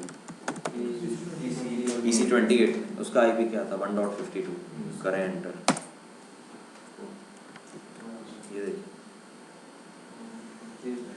देखिए, क्या इसने अब 2 रिकॉर्ड नहीं पढ़े, इसको IP तो पता लगा होगा A रिकॉर्ड से, क्या ख्याल है? पहले इसने सी नेम जाके पढ़ा, उसमें इसे पता लगा कि www को मैप करना है pc28 के साथ। देखें ये डाटा होता है ना जिसका DNS से ताल्लुक है, और जब इसे pc28.exchange.com पता लग गया तो फिर ये डायरेक्ट किस पे आया। तो सर इसका ये मतलब हुआ कि इसकी रीडिंग की भी एक हायरार्की है, पहले ये सीने पढ़ेगा फिर इस तरह। आखिर में तो उसने IP देना ना, तो IP के लिए देखिए ना उसने आप नहीं इनका क्वेश्चन अंडरस्टैंड करें, इससे आपको एक बड़ी क्लियर चीज समझ में आ जाएगी। इन्होंने कहा है रीडिंग की हायरार्की, ये कहना ये चाहते हैं कि इसका मतलब है DNS में ये भी एबिलिटी है कि पहले ये पढ़ो फिर ये पढ़ो, पहले ये रिकॉर्ड बाद में पढ़ो पहले वो पढ़ लो, मतलब कोई ना कोई। आपने जो क्यूरी की थी उस नेम का इस रिकॉर्ड के अलावा कोई और रिकॉर्ड है इसके पास? है ही नहीं। क्या इसके पास कोई एंट्री है www.exchange.com के नाम से? है ही एक सी नेम। क्या DNS में एक नेम के 2 रिकॉर्ड बन सकते हैं? नो। एक नेम के 2 रिकॉर्ड नहीं बन जाएंगे as long as different IPs हो। ठीक है, अगर डिफरेंट IPs होंगे तो फिर वो कॉन्फ्लिक्ट नहीं आएगा, एक नेम है ये अब इसीलिए मैं चाह रहा था इस डिस्कशन में अपना जाए इसको फिलहाल साइट पे कर रहे हैं। अच्छा ठीक है। अच्छा एक चीज़ और हम google.com लिखते हैं या हम www के साथ लिखते हैं, तो इसमें भी कहीं रिकॉर्ड हम google.com लिख कर उसको एंटर कर देते हैं, हाँ तो बाय डिफॉल्ट उसके साथ लगा देते हैं ना www। तो उसकी कहीं DNS में हम लोग करते हैं या वो बाय डिफॉल्ट भी यूज करते नहीं, उसे वेब सर्वर हैंडल कर लेता है। डीएनएस में भी आप दे सकते हैं, और डीएनएस में याद रखिएगा डोमेन के नाम से तो एंट्रीज बन जाती है ना। इसमें भी देख लें, इसमें exchange.com का एक ए रेकॉर्ड होगा, इसमें आईपी वही लिखा होगा जो इस कंप्यूटर का नाम है। देखिए इस कंप्यूटर का नाम क्या है, ये नाम है इस कंप्यूटर का, ठीक है, क्या यही जो भी लिखा है Win-L-5 ये इसका नाम है और ये आईपी है, ठीक है। अब मैं एंट्री आपको दिखाता हूँ जिसमें ये नहीं लिखा हुआ, खाली डोमेन नेम लिखा है और आईपी लिखा है, ये है वो रेकॉर्ड। ब्रैकेट में क्या रखा है, सेम एज पेरेंट फोल्डर, तो सेम एज पेरेंट फोल्डर का नाम exchange.com, और आप पिंग exchange.com करें ये उसी में रिजॉल्व होगा। ये देखिए इसका भी होगा सर, जो लोग कभी मैंने थोड़ा सा MX रिकॉर्ड कर लिया ना, डोमेन का नाम लिखा, किस पे, कभी मैं MX टूलबॉक्स एक वेबसाइट है, उसमें अगर आप किसी कंपनी का नहीं MX record में, MX record अभी मैं बताता हूँ आपको किन दो चीज़ों को मैप करता है। आपको ये चीज़ क्लियर करनी चाहिए कि कौन सा रिकॉर्ड किन दो चीज़ों को मैप कर रहा है, बस खुद ब खुद क्लियर हो जाए। अगर ए है तो वो नेम और आईपी को मैप कर रहा है, पीटीआर है वो आईपी और नेम को, सीनेम है वो नेम और नेम को मैप कर रहा है। एक है नया नाम, एक है पुराना नाम, ठीक है। जरूरत यानी जब आपके पास वो केस स्टडी आए कि यार ये वेबसाइट है, इस नाम से दुनिया भर में पता है, लेकिन अब हमने ये वाली रजिस्टर करवा दी है, तो आप सीनेम तो अब आपको सीनेम बनाना पड़ेगा। अच्छा एक चीज़ सर, उसमें क्योंकि नाम को आपने नाम से मैप कर दिया, तो जो ए के अगेंस्ट आईपी पड़ा होगा, आईपी दोनों एक बात याद रखिएगा कि जब भी डीएनएस ए के अलावा कोई और रिकॉर्ड पढ़ता है तो उसको पढ़ने के फौरन बाद ए पढ़ता है, फौरन बाद ए पड़ता है। अब देख लें, सीनेम के बाद उसने एक नेम देखे ना, मुझे बताया अकेला सीनेम किस काम का, हाँ किसी काम पे नहीं, अकेला सीनेम तो किसी काम का नहीं है। कंप्यूटर जो एक्सेस करने वाला उसे अल्टीमेटली आईपी चाहिए। हुआ क्या है कि वेबसाइट अब किस नाम से होस्ट है, www.windows-IT-Pro के नाम से, और वो जो एक्सेस कर रहा है वो नाम क्या दे रहा है, Win2000 Mac, तो उसने वो नाम दिया, डीएनएस पे रिक्वेस्ट की। अब डीएनएस खाली अगर सीनेम पढ़ के उसको रिटर्न कर दे Windows-IT-Pro तो दोबारा आ जाएगा यार इसका आईपी बताओ। तो डीएनएस क्या करता है, सीनेम पढ़ा, उसमें से क्या निकला www.windows-IT-Pro, अब क्या पढ़ेगा ए, और रिटर्न कर देगा क्लाइंट को ये वाला आईपी एड्रेस। बात समझ में आई। इसलिए मैंने क्या कहा है कि जब भी डीएनएस ए के अलावा कोई और रिकॉर्ड पढ़ता है तो उस रिकॉर्ड को पढ़ने के बाद फौरन ए पढ़ता है और जो चीज़ क्लाइंट ने मांगी वो रिटर्न करता है। सीएम के बाद क्या रखा है, एसआरवी। मैंने आपको एक केस बताया था कि आप डीसी पे लॉग ऑन होते हैं, आप यूजर एंड पासवर्ड देखते हैं, एंटर करते हैं और आप लॉग ऑन हो जाते हैं। यूजर एंड पासवर्ड कहाँ पड़ा हुआ होता है, डोमेन कंट्रोलर पे, लेकिन आपके कंप्यूटर की प्रॉपर्टीज में सिर्फ डोमेन नेम होता है। ऐसे ही होता है ना, जब आप कंप्यूटर को डोमेन ज्वाइन करवाते हैं तो क्या नाम देते हैं, डोमेन नेम, ठीक है। तो क्यूरी गई डीएनएस पे, क्यूरी क्या गई है, ये डोमेन नेम है, लॉग ऑन होना। अब एक चीज जो मौजूद है और एक चीज जो मिसिंग है उसे मिलाएं तो खुद ब खुद आपको समझ में आ जाएगा। जो आपने भेजी है वो क्या है, डोमेन नेम, जो मिसिंग है वो क्या है, डीसी नेम। तो एसआरवी रिकॉर्ड किसे मैप करता है, डोमेन नेम डीसी नेम। और जब उसमें से डीसी नेम उसे पता लग जाएगा तो फौरन क्या पड़ेगा, ए रिकॉर्ड, ठीक है। तो एसआरवी कंबाइंस, आप सारे डीसी नाम लिखें क्योंकि हमने जो केस स्टडी किया है वो डीसी नेम के रेफरेंस में था, लेकिन और भी सर्विसेज होती है। यानी आप ये लिखेंगे कि एसआरवी रिकॉर्ड किन दो चीजों को मैप करता है, डोमेन नेम और required services. In case of log on आपको आपकी सर्विसेज जो आपको चाहिए वो लॉग ऑन सर्विस है, और भी सर्विसेज हैं। क्या सर हम ये भी कह सकते हैं कि अगर एक डोमेन एग्जिस्ट नहीं कर रही तो एसआरवी भी एग्जिस्ट नहीं करेगा? फिर तो डेफिनेटली डोमेन नहीं एग्जिस्ट करे तो कुछ भी कोई भी रिकॉर्ड नहीं होगा, फिर कोई एसआरवी रिकॉर्ड नहीं होगा। मतलब फॉर एग्जांपल आपका अभी एक सिस्टम है, इस पे कोई डोमेन नहीं है, ये एक एज अ वो एसआरवी रिकॉर्ड नहीं होगा जो डीसी के लिए होता है। एसआरवी रिकॉर्ड और नहीं होता, इसीलिए तो मैंने अभी क्लैरिफाई किया है कि आपने लिखना क्या है कि SRV record maps domain name with required service, जो सर्विस आपने मांगी है।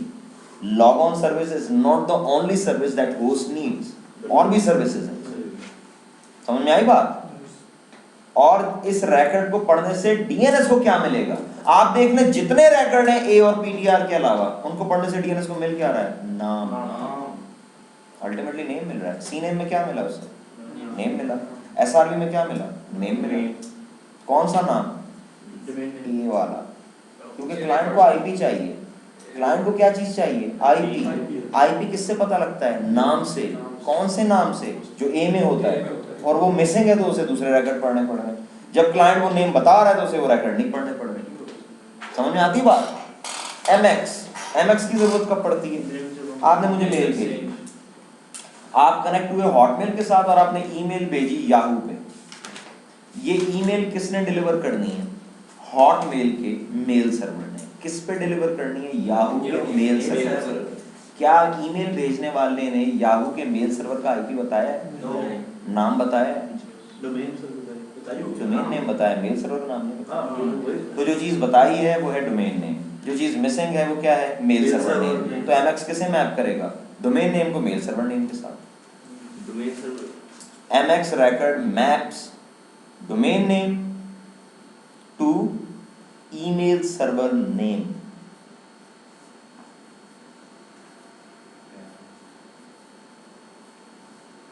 अवैस बच गए? हंस रहे हो, तुम्हारी सर हंसी इस में वक्त तुम्हारा आप थोड़ा शुक्र डीएनएस मुशीदा है। मिनिमाइज करते हैं सर ये नोटपैड इस वक्त एमएस रिकॉर्ड एग्जिस्ट कर रहा है? नहीं एग्जिस्ट कर रहा तो मैं बना देता हूँ। वैसे मैं देखना चाह रहा था क्या कर रहा है सर? इसको ओपन करते हैं सर। ये कर रहा है सर डोमेन नेम विद, ये डोमेन नेम हो गया, और ये क्या है? Fully qualified domain name of male server. Client ने क्या बताया? exchange.com, जबकि क्लाइंट ने मांगा क्या? IP address. यार आप देख लें इक्वेशन में अगर दो वेरिएबल्स आ जाए तो वो सॉल्व नहीं हो सकती। ए रिकॉर्ड एक इक्वेशन है जिसमें दो चीजें हैं, नेम आईपी। ना नेम पता ना आईपी पता, तो इक्वेशन कैसे सॉल्व होगी? ठीक है। एक और इक्वेशन है जिसमें दो चीजें हैं, name mail server name, domain name mail server name. Client ने क्या बताया? Domain name. उस डोमेन नेम की बेस पे क्या पता लग गया? Mail server name. अब ये इक्वेशन सॉल्व करके रिकॉर्ड पढ़ गया। ठीक है। क्लाइंट इनकम्प्लीट क्यूरी भी करे तो एक्सपेक्ट क्या करता है? क्या चाहिए उसे? जवाब उसे आईपी की फॉर्म में चाहिए। आईपी चाहिए। अगर इस रिकॉर्ड को पढ़ के डीएनएस ये चीज रिटर्न करे तो कोई बात बनेगी? बात तो नहीं बनेगी। वो दोबारा आ जाएगा कि यार वो mail.exchange का आईपी भी आपने ही बताना है। तो सर mail.exchange.com का ये रिकॉर्ड भी यहाँ पे पड़ा होगा? अगर नहीं पढ़ा हुआ तो वो बनाना पड़ेगा आपको, अदरवाइज बात मुकम्मल नहीं होगी। बिल्कुल फिर तो ये मैंने पढ़ाते हुए बनाया होगा ना। मैं आपको इंटरनेट पे चाहिए तो मैं आपको इंटरनेट पे आराम से चेक करवा सकता हूँ। ये आप किसी डोमेन का नाम लें, किसी का नाम लें, ये सारे चेक करें। ये लें एनएस लुकअप करें, एनएस लुकअप, ये डीएनएस से बात पूछने के लिए लें जी। mail.cyber.net.pk यहाँ पे लिखें -query type =mx जी। मेल ना लिखें ना, खाली डोमेन नेम दें, आपको खुद बताएगा मेल सर्वर। cyber.net.pk ये लें, ये इसने आपको बताया mx record। ये क्या लिखा है? MX sir. और यहाँ पे क्या आ रहा है? नाम। MX इस नाम के बाद वो किस पे आएगा? होस्ट रिकॉर्ड पे। ये आ रहे हैं आईपी, ए रिकॉर्ड, एसोसिएटेड ए रिकॉर्ड।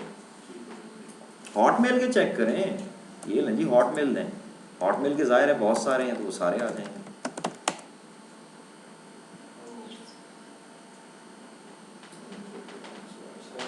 अच्छा एक सर आ रहा है MX रिकॉर्ड, यानी कि उसने ये इसने mx रिकॉर्ड दिखाए जिसमें चारों में नाम hotmail.com है, लेकिन वो और आगे क्या आ रहा है? Mail server name, mail server का नाम, ठीक है। 3412 और नीचे उनके क्या आ रहे हैं? आईपीस।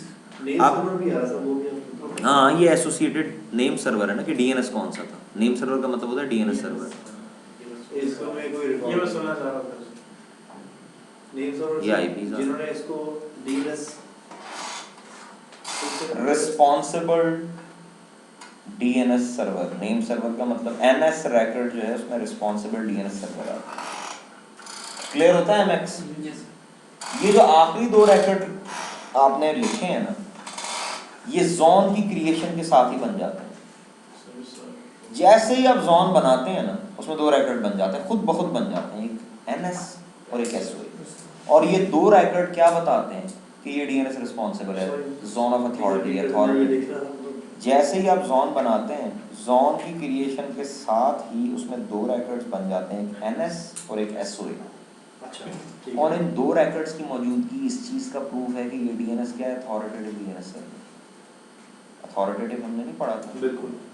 आप देखें, मैंने यहाँ जितने भी जोन बनाए आपके सामने, मैंने यहाँ कई जोन बनाए। किसी जोन पे किए, देखें यहाँ ना डॉट वर्ड जी खोलें, दो रैकेट आ रहे होंगे इसमें, जी सर। NS SOA और एक एनएस, NS, इस पे क्लिक करें, एनएस एसओए। एनएस रैकेट किसे मैप करता है? Domain name, DNS server name. कौन एनएस डोमेन नेम और डीएनएस सर्वर नेम या नेम सर्वर नेम, ये देख लें, आगे इसी का अपना नाम आ रहा है। और एक और चीज बताऊं आपको, अगर आप जोन की प्रॉपर्टीज में जाएं ना, तो एक नेम सर्वर का पेज होता है, ये क्या लिखा हुआ है? यही वो रैकेट है। अगर आप उस रैकेट पे डबल क्लिक करें तब भी यही पेज खुलेगा, क्लिक करके देख लें, ये मैं क्लिक करता हूँ, देख लें वही पेज नहीं आया।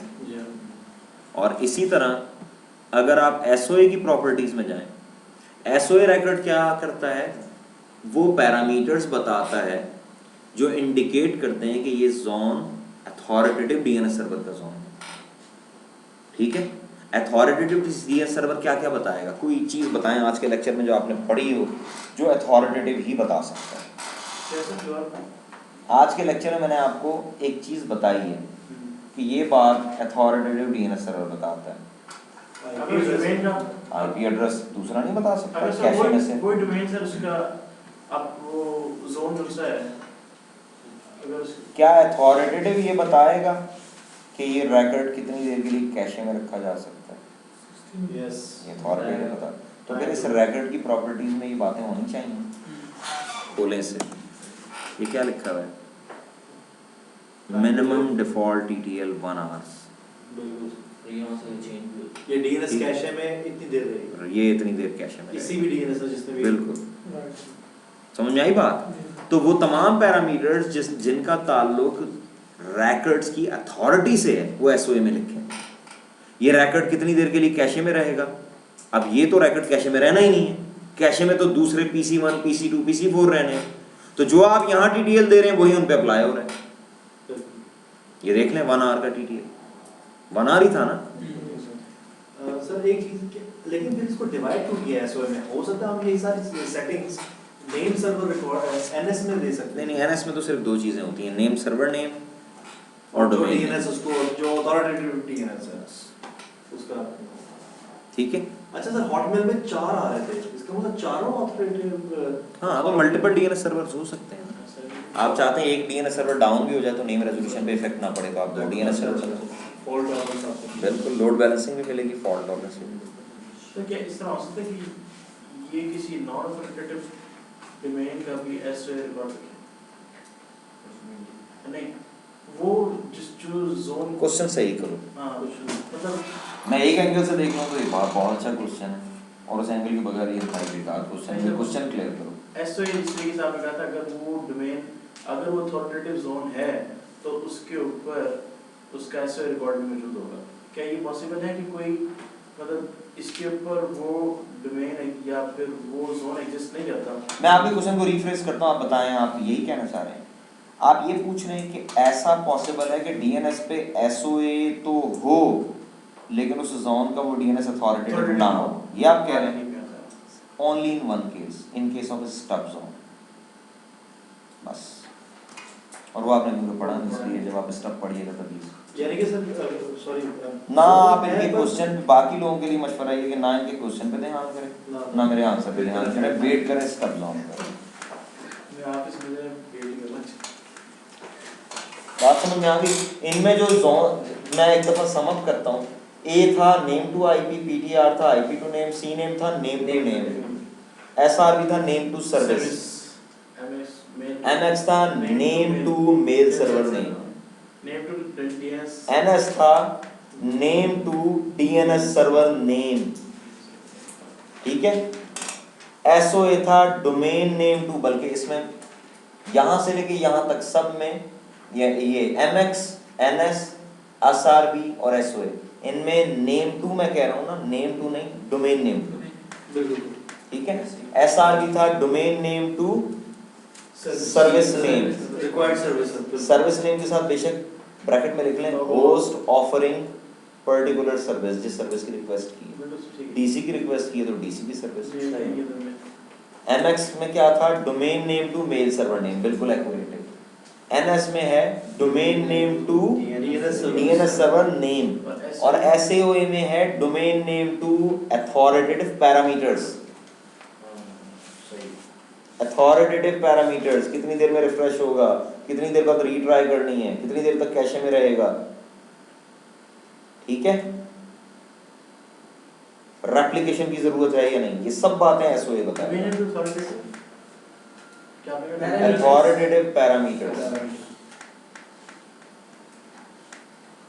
ठीक है, बात क्लियर होती है, काफी है। टाइम ये टाइम देखना है मुझे। टाइम वायलेशन हो पूरा जाएगी सर, फौरन नीचे पूरे चला 10 कर जाएगा। दिया सर। अच्छा, हाँ नहीं, अब आप लोगों को सेव भी वो काफी इसको भी तो स्टॉप करें।